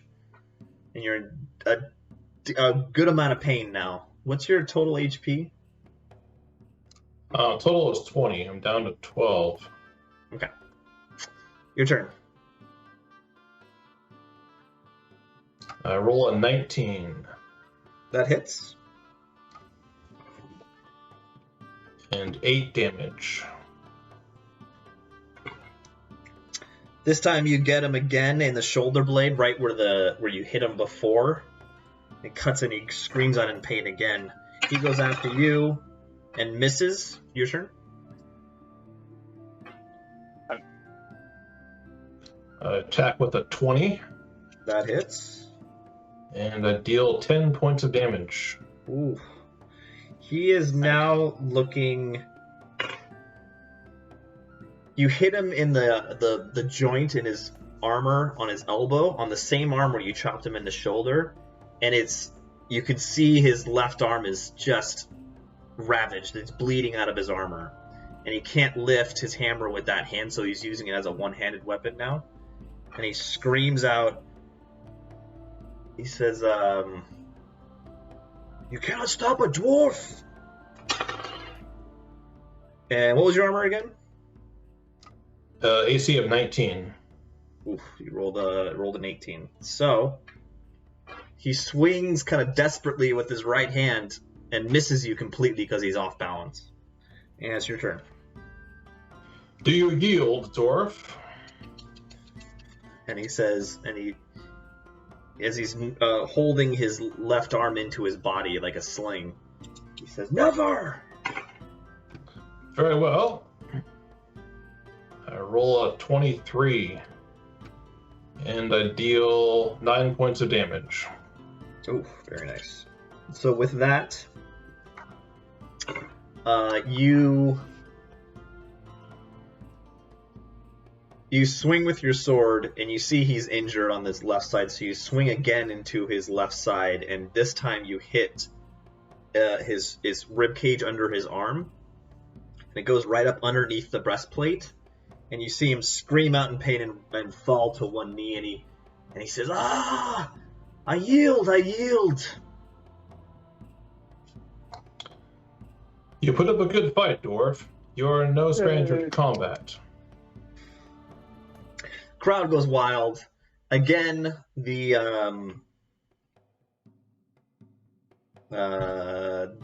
noble lady stands and says, "Lanval, you've done so well. You are a great warrior. Where are you staying? Where can I find you in future times?" Well, I feel we'll be staying here, actually, in the short term. In the long term, who knows? The world is open to us. Very well, good Lanval. Maybe we'll see each other in the future. Lady, pray, what is your name?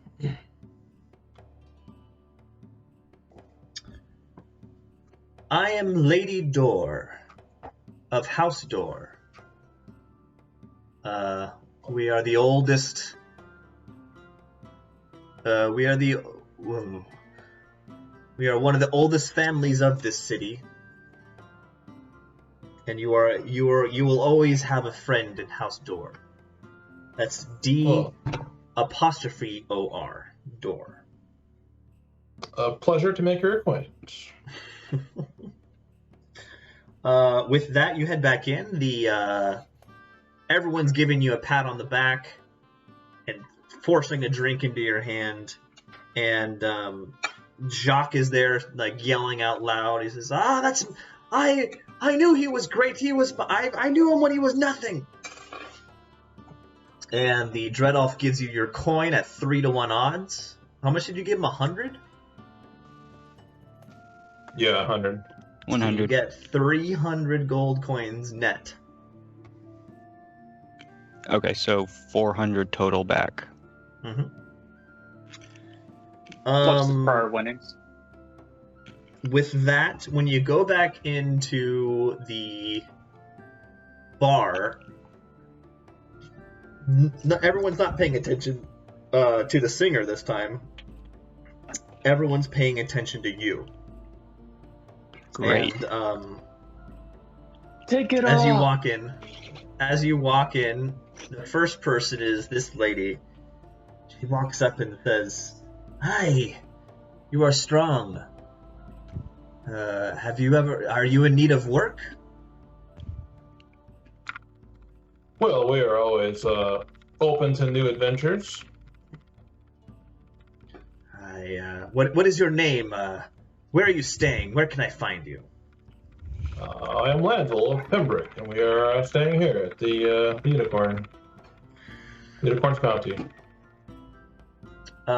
With that, she says, "Very well," and she tips her hat and steps away. And then right after that, the innkeeper rushes up to it. He says, "That was fantastic. Can you do it again?" Well, maybe not tonight. Aye. Where do you plan on staying, lad? I'd be honored to have you stay underneath our roof. We would love to appreciate the offer. With that, he discusses with you that he's willing to give you his best room at only it's either 2 gold a night, or it's I'm sorry, 3 gold for the night, or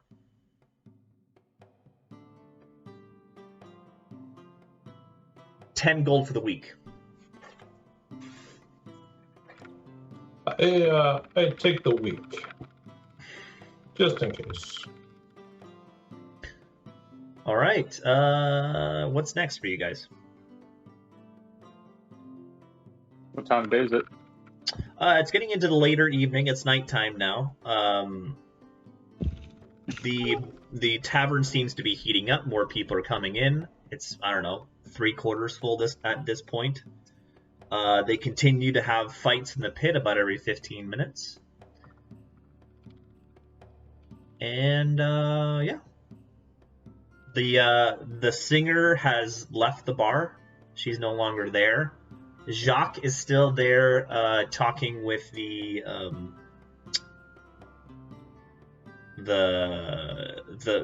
Dread Elf, the Dread Elf bookie.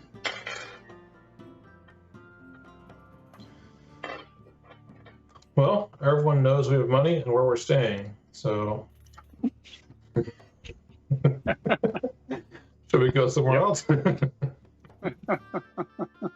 You just bought a room for a week. For only 10 gold, though. I mean, come on, we got like tons of money now. You can go anywhere. We What do had you tons think? of money before. Well, now we have even more. Hey, want to do a night on the town? So, I mean, what do you guys think about the Lady Dior? I mean, she seems intriguing. You're the one that spoke to her. So there's this noble, Lady Dior, who was impressed by the fight, and basically said to come and look her up if we ever needed anything. Yeah.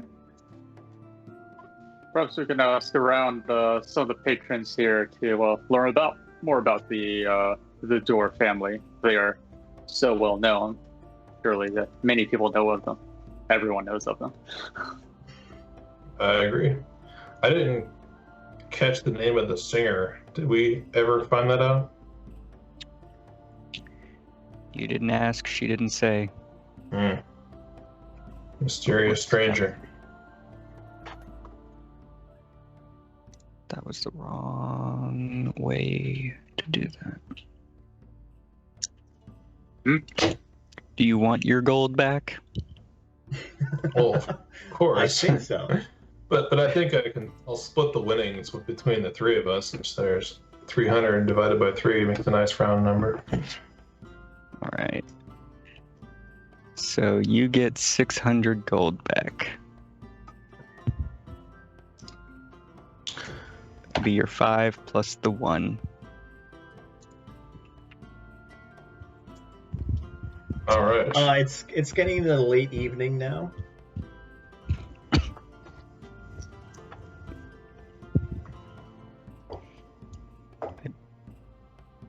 I mean, I suspect you at least want to get a long rest in. Yeah, I could use a little bit of a pick me up. You head up to your room, and it is a standard room. It's got one bed in it. It's about as big as a hotel room, to be honest, and it's nice. It's the lock on the door seems very secure. This is not a shabby guest room. It's pretty nice. There is a window to the outside, but that has a pretty sturdy lock on it also. I'm gonna see if I can split my money into a couple or 3 different bags and just kind of stash it under a floorboard or out of immediate sight as best I can to break up my fortune a bit here. Okay. Kaylin and Sunset, what do you guys want to do? You could all fit into the room together if you wanted to. Yeah. Meditate standing up for 4 hours. Okay. I mean, I think meditation, it's like... I think I'm going to say that in this world you need to lay down. You can't do like the just stand and meditate in the corner. Yeah. I always assumed that it was the full-on, monk meditation of, You still only need the 4 hours of sleep, but you can't do the meditate thing. You got to lay down. Mm-hmm. All right. Well, I'm going to claim the bed. Ooh, okay. The one bed in there? The one bed, yeah. Landval, where do you want to sleep? I paid for the room. I'm taking the plus I'm the most wounded. I need a good night's sleep. I could burn the place down. Jesus. That won't help us rest. I won't help you rest. Meditate in the fire.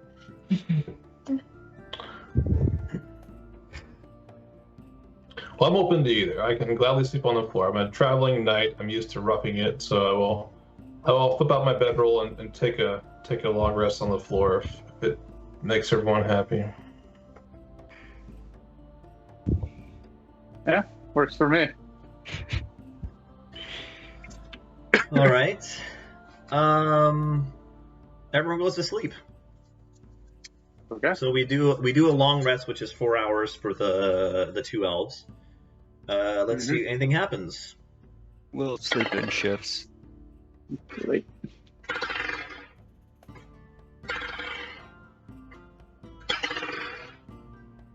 Okay. In the 4th hour, everyone take a perception check at disadvantage because you're freaking sleeping. One of the elves should be awake. We wouldn't be stupid and not sleep in shifts when we can. I literally said that before you started rolling. All right. So shifts. who took the first shift? Probably gonna be me. I'm the lackey. Yeah, I guess you probably would take the first shift. I rolled a 5 and a 6. Does that help? That does not help. Beautiful. Sunset, Landval, what did you roll? Well, at disadvantage. Yeah. Well, that's going to be hopefully the lowest. So that's an 11. Oh, and of course. So what's the ruling on a nat 20 with disadvantage? I think you have to take the 11, to be honest. Yeah. My lowest is a 7, so pretty bad all around. Yeah. You've had a long day. It's okay. Let me see here. Hold on one second. Deep sleep.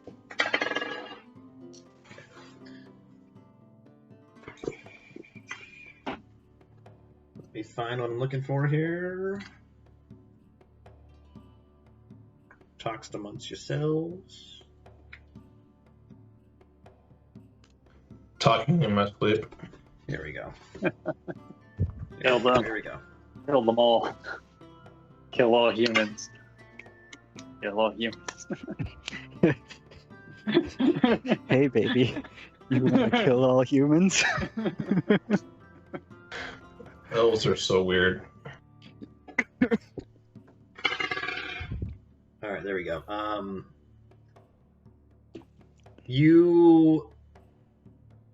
Kaylin is staring at the doorway, but you both, Sunset and Lamval, wake up to someone lighting a match.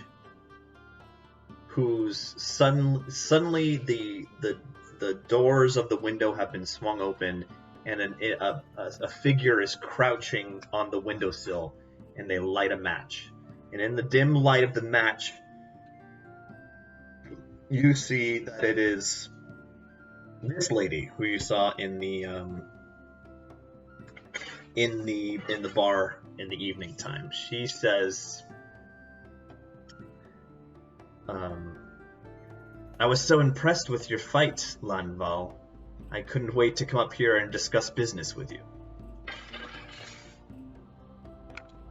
Well, no time like the present, I guess.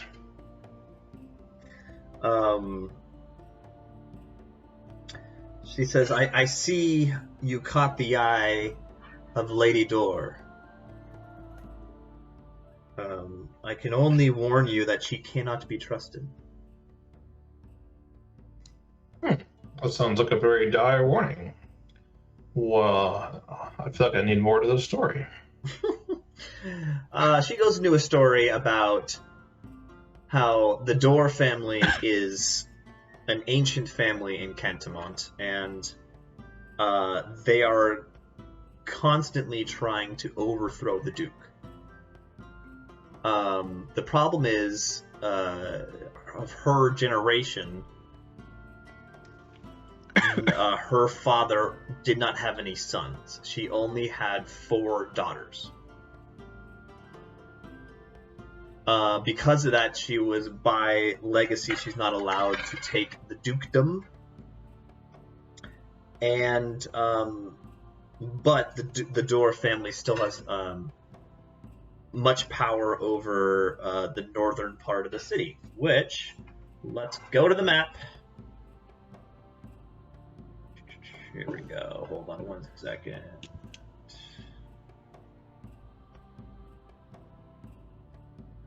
There we go.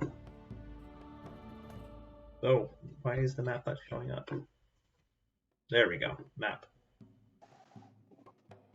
And let's see. Her power, the land she controls, or the Dior family controls, is...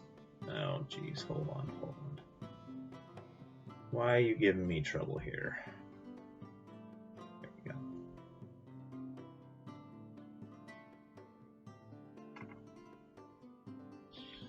Is this whole piece here.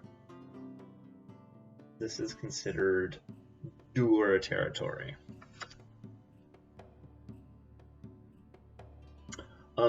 She says Lady Dior often hires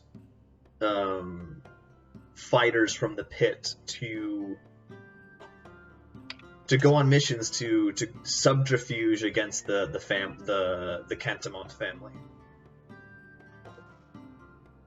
But she's the lady in the windowsill says she always betrays her fighters and the people she hires. She never pays them, and she often has them killed. She tried to do it to me, she says, but I am too crafty for that. She stands up full height and she says, "My name is Calypso, the pirate of the Central Sea."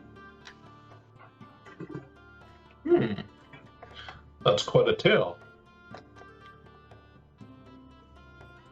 So how does the what does the Duke stand for this? I'm sorry, not the Central Insurrection. Sea, the Middle Sea. That's what I'm trying to say.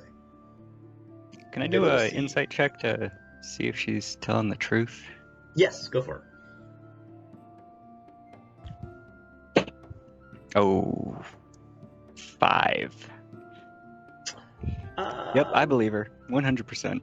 Yeah. Can I give it a go? Nothing she's saying you have any evidence against.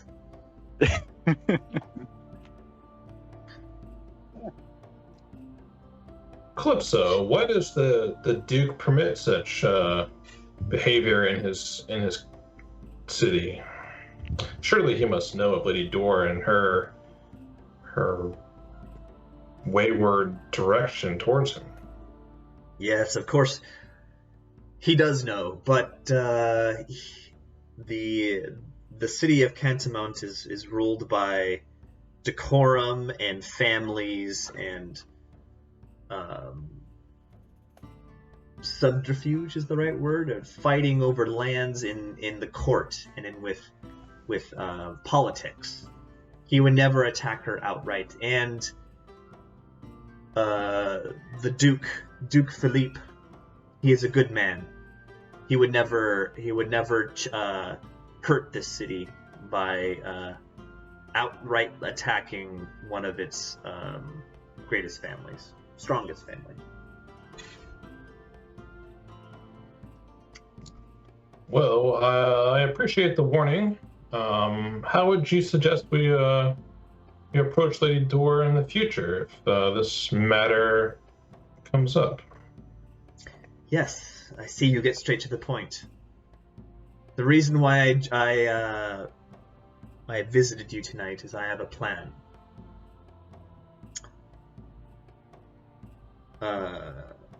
Much of Lady Dior's power comes from a secret item that I've been hired to steal. I need good, strong men like you. A man like you, or good, strong man. I need good, strong fighters like you three to help me infiltrate Lady Dior's palace and steal this item. What manner of item could this possibly be? You expect me to tell you that and let you steal it for yourself? Never. I am not that stupid, Blenbo. Ma'am, I am no thief. I am an aspiring knight of Equitaine. I do not suffer lawbreakers, and I would assure you that I would not be one to steal from you, or anyone for that matter. Give me a persuasion check.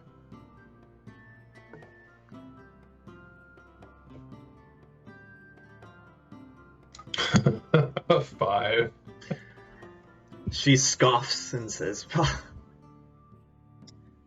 "The way I've survived in this world is not by always having the upper hand. I need your help, but I cannot tell you what the item is until I have my hands on it." That's What's the pay? a challenging proposition. I have no pay for you, Sunset. But anything you steal in the palace is yours, except for this one item. The Dior family lives in a world of luxury. There are jewels. There's gold. There are many things within her palace.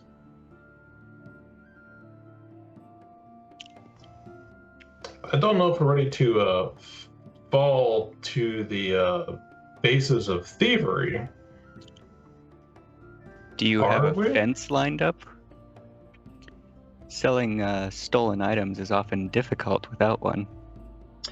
Give me a persuasion check on that one.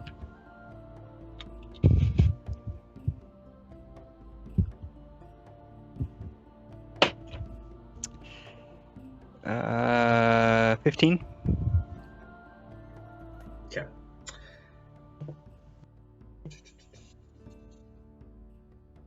Let me think about this for a second.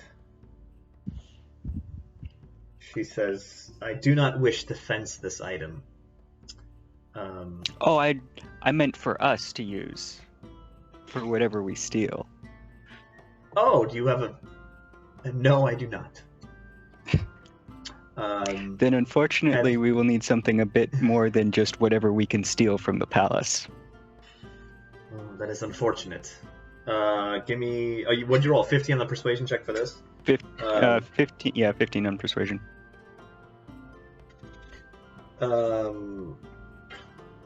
She says, with that, I hoped you could help me and help the Crow Guild. With that, she jumps out the window. And let me do this really quick.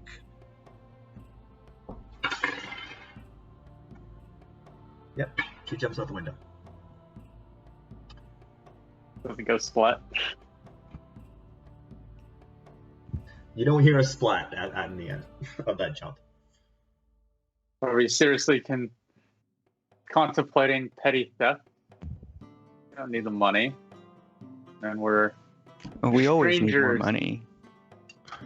I am not a thief, and I did not come to Cantamont seeking adventure to rob houses. Surely there must be greater adventures we can endeavor on than helping a pirate steal from a noble.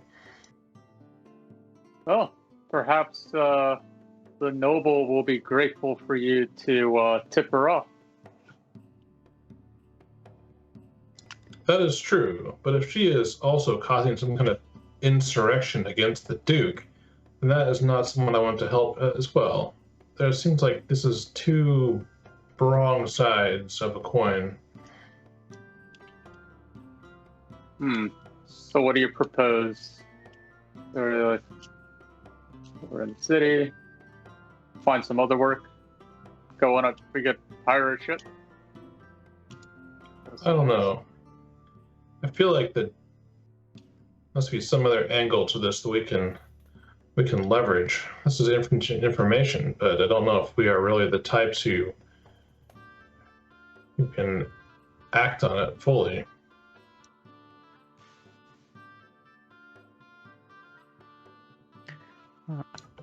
I don't know about you, but I'm curious about the item she wouldn't tell us about. That's just robbery with a different name. I did not say anything about stealing it. I want to know what it is, so that I can then determine if it's worth stealing. So you're saying simply espionage and not thievery? At this time, yes. I will only agree to such a task because I'm curious to find information that would help the Duke stop this woman and her plans. I don't want instability in Cantamont. I need Cantamont to be stable and strong for Equitine. So if espionage is the game, then I will agree.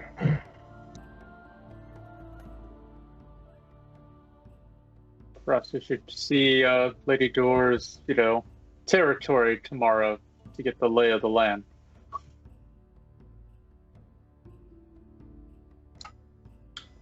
I agree. All right. It is the middle of the night right now. Oh. Yeah. Go back to sleep. I'll try to get back go back to your Who's long standing rest. watch? Who's standing watch? I'll take first watch this time. Or second watch. Well, I guess it depends on, did the first watch actually complete? I mean, it doesn't particularly matter. I didn't need the long rest. Yeah, for Lanval, if he sleeps the rest of the night, he'll get a full rest because he didn't exert himself in that exchange with Calypso. Yeah, so I'll take the now second watch. Okay. Nothing of any importance happens the rest of the night. In the morning, you wake up. What would you like to do?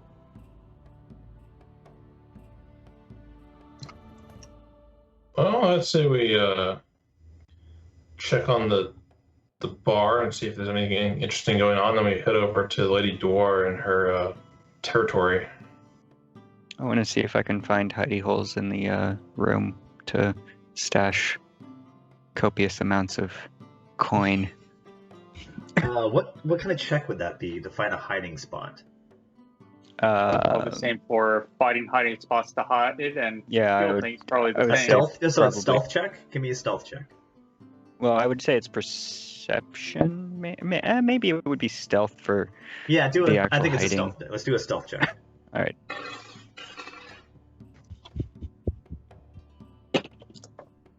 Uh, 15. Okay. You find a loose floorboard that can creak up, and you can fit a bag underneath it, and it'll come back down. It looks like it's the same. Also, you find that in the room there's a trap door. Not a trap door. There is a painting above the bed, and when you're looking for places to hide, you realize it's on a hinge, and the painting swings open like a door. Behind the painting, there is like a cubby, like a small hiding place.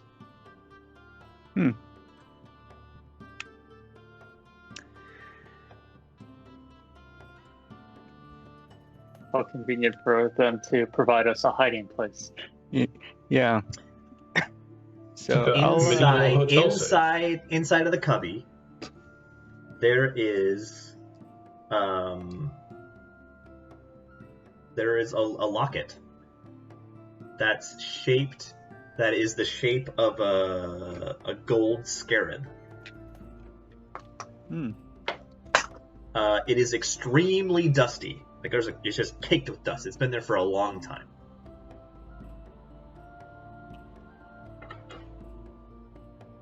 Does it seem arcane or magical at all? I thought we could probably tell, but give me an Arcana check, or one of you can cast Detect Magic if you have it. That's a very pretty locket. I'm gonna try it on. I rolled a nat 20 on my Arcana check.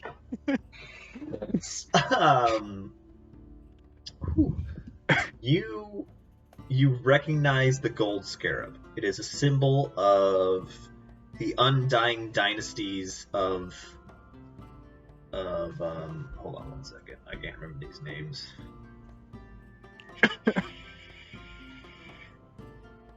It is the symbol of a town you have learned about in your readings and your studies when you were back home.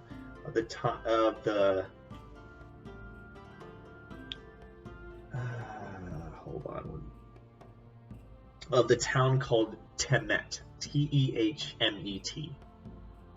It's the symbol. It's the scarab is the kind of like the figurehead of the town. It's the symbol that all the town associates itself with.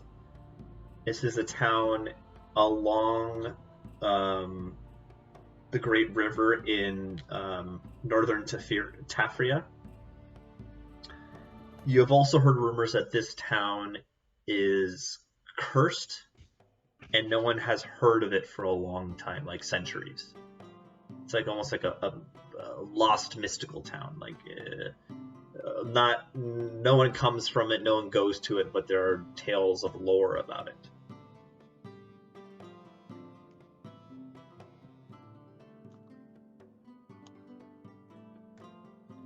Other than that, no discernible magical properties to it.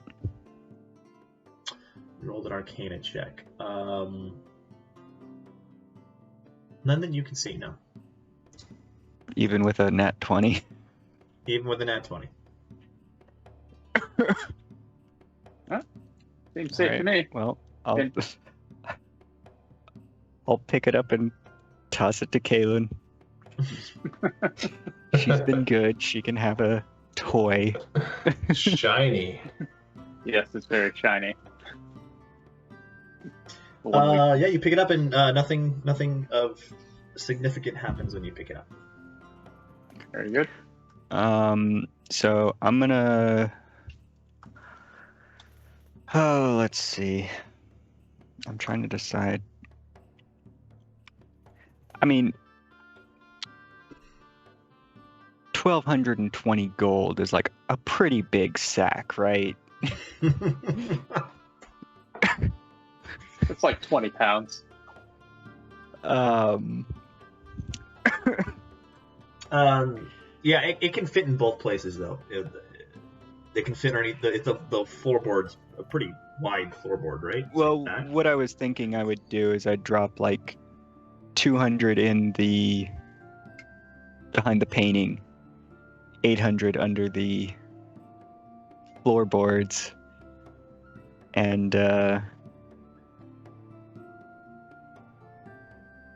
keep about 220 on me. Okay, that's fine. What do you guys, other Lanval and Kalen, what do you want to do with your coinage? I'm gonna split mine into thirds. I'm gonna leave 2 bags of 200 each in the room, and take 200 with me. Okay. Kalen's gold is with me. No. So Yes, I So forgot. it's like, can we buy something pretty? Can we buy more things? I mean, this necklace is okay, but I kind of want more now. I want more. in due time. If you had like a matching bracelet or two, that'd be pretty cool. And, more concentrated pourable well might be helpful. A gem Yes, but we worth, don't like- want to go advertising that we have wealth. That's a good point. Hard to make an exchange without people noticing. Especially as outsiders. Alright. There we go. Explore for the day. Let us go forth. Okay, as you See you head later, down to the Stuart. tavern, it's pretty empty in the morning time.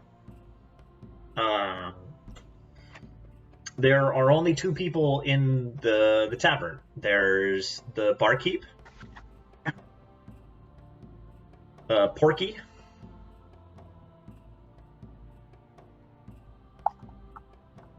there's Porky, and also one individual sitting, what looks like he's sitting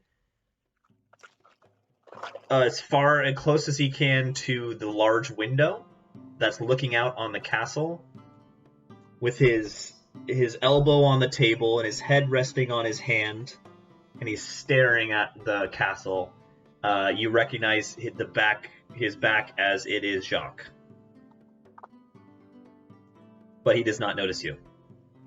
Actually, let me check here. He might notice. He might notice you. No, he does not notice you at all. Can I stealth? It would Yeah, be. we You're very quietly, aware. You're do a stealth check, all 3 of you, but you're only going to fail if you roll a natural 1. I'm not gonna bother, but I have a disadvantage because I'm wearing armor. 11. wait, do we really need to roll the stealth check? It was a No, joke. you don't need. No, you need to roll it. It's fine. What do you want? What do you want to do? Try and sneak past him. That's the plan. You don't need the sneak. You can just walk in. It's obvious. He's either extremely intent on looking at the keep, or he is unconscious. You can't tell because he's facing away from you. Could be both. You can be unconscious with your eyes open. True. Do we feel like Jock has any value to us going forward, or are we kind of just glad to be rid of the guy? I mean, I expected him to show up in the middle of the night, and he didn't. So now that we've lightened our load a little bit, I see no reason that he couldn't be useful to For information. Thinking like, is it better that he's with us and not breaking into our room while we're gone? Or is he too much of a hassle? I mean, that's a fair point. If he's with us, we know he's not, searching our room. But, and he could potentially provide us entree into various areas we may not have access to otherwise. Maybe. That's true. We have like no local knowledge, which I kind of worry about. Yep. Well, all right. How's his uses? We'll drag him along. I walk up to Jacques and I slap him on the back at the bar to see if he's sober or not. As you slap on the back, he nearly shrieks out in fear. He turns to face you and he says, it is you! Oh, you scared me half to death. And with that, he pulls out a cigarette. Sean. He pulls out a cigarette and lights it. I've been here all night. Missile on the cigarette. No. No, I don't, but... He said, I've been looking at the beautiful view of the keep. So beautiful.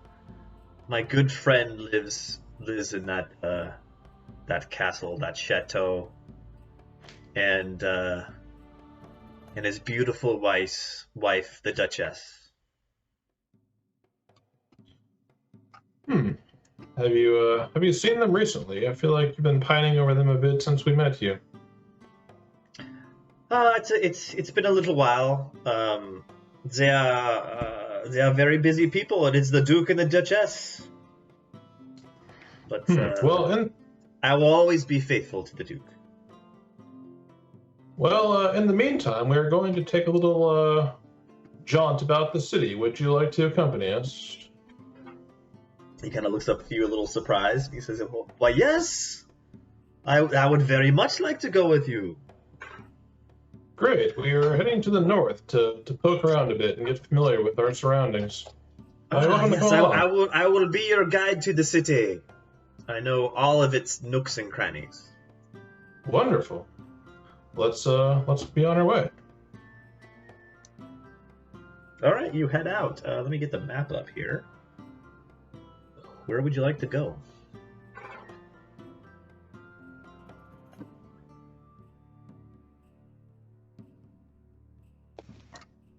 I want to check out Lady Doors area. Maybe just start heading into Lady Doors territory, like through this plaza. As you're walking along, you make it to the plaza. This plaza here in the center, the Ladies' Plaza. This is a pretty striking space. It's surrounded by all sorts of shops, and this is like the nice part of town for sure.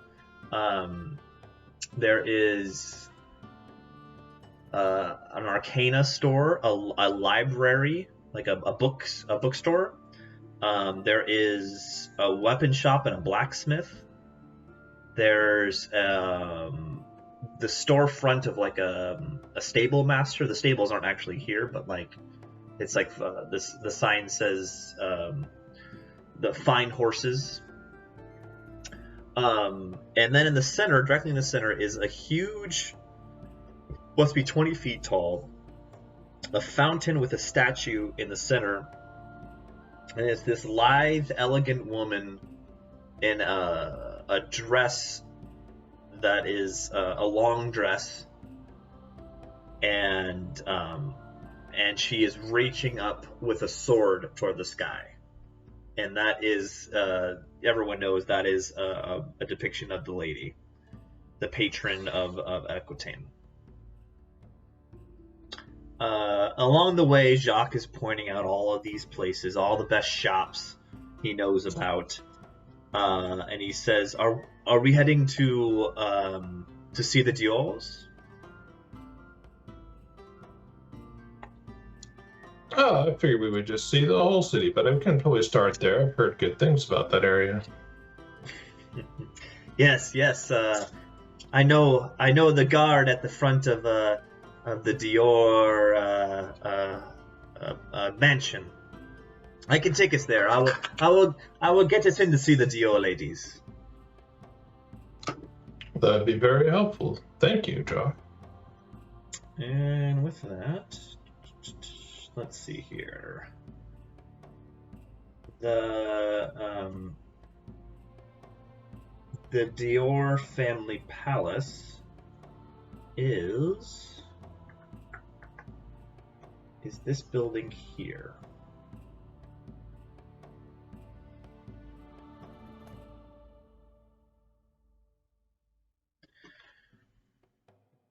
As you go in, this is a courtyard in front of the palace. The courtyard right in front of that building is finely crafted. The front of this building is actually pretty marvelous. It's made out of stone. There's numerous carved like gargoyles and depictions of the lady fighting and raising out of the lake that's carved in the edifice of this building. And in front of at the entrance of the building, there are simply just two guards standing at the front door. They're wearing full plate armor with a tabard of blue that has a gold sun embroidered on the center of it. And Jacques says, "Yes, right here. This is where we can have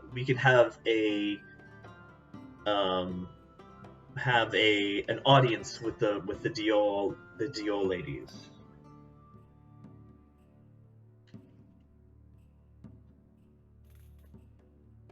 You're muted.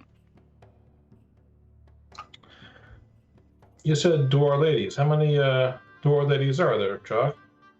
There are four sisters that run the house of Dior. Not Dior, Door. There are three sisters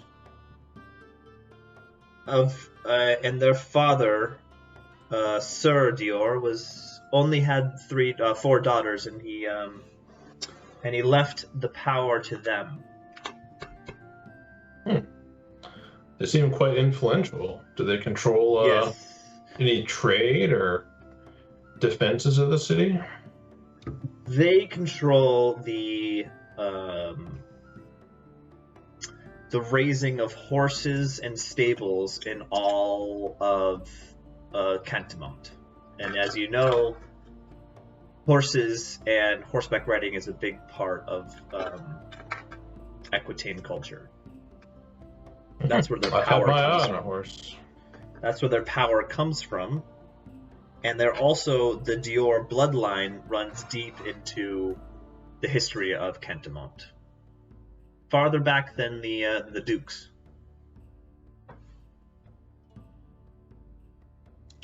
Wow, that's quite a lineage.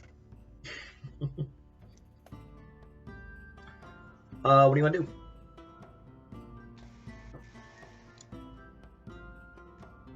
I say we go in. All right. As you approach the two guards, Jacques approaches the one on the right and says, "Ah, it is me, Jacques. You, my friend Christopher." And he looks at him and he says, "Yes, hello, Jacques." He says, "We wish to have an audience with Lady Dior. She saw this great warrior in the pits last night." And he says, yes, please come in." And as he opens the door for you, it leads into a great hall with what looks like, what's the right word? What do like the Supreme Court justices sit behind? Like a table that's one-sided that they all sit behind. I don't know what the right word is, but it's like a desk, a curved desk that 4 individuals are sitting behind. And there's kind of a line of people. There's a half dozen people waiting in line to speak in front of these 4 ladies who are standing there. Let me hold on one second.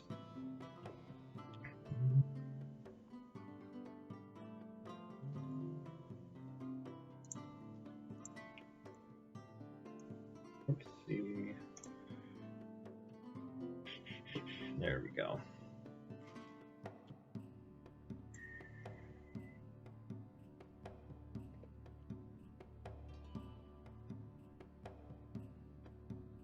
All right, and as you enter the room, you see this lady, Ooh. this lady, and then on the fourth one, on the farthest to the right, she's barely peeking up over the desk, is this lady.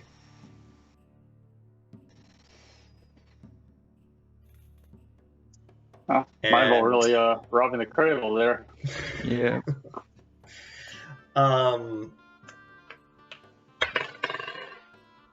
Okay. As you enter, the lady that you saw at the pit sees you in the back, and she stops the proceeding and says, "Aye, here is the great knight Lanval. He has come to seek our audience, sisters. Let us take a moment and see what he has to say."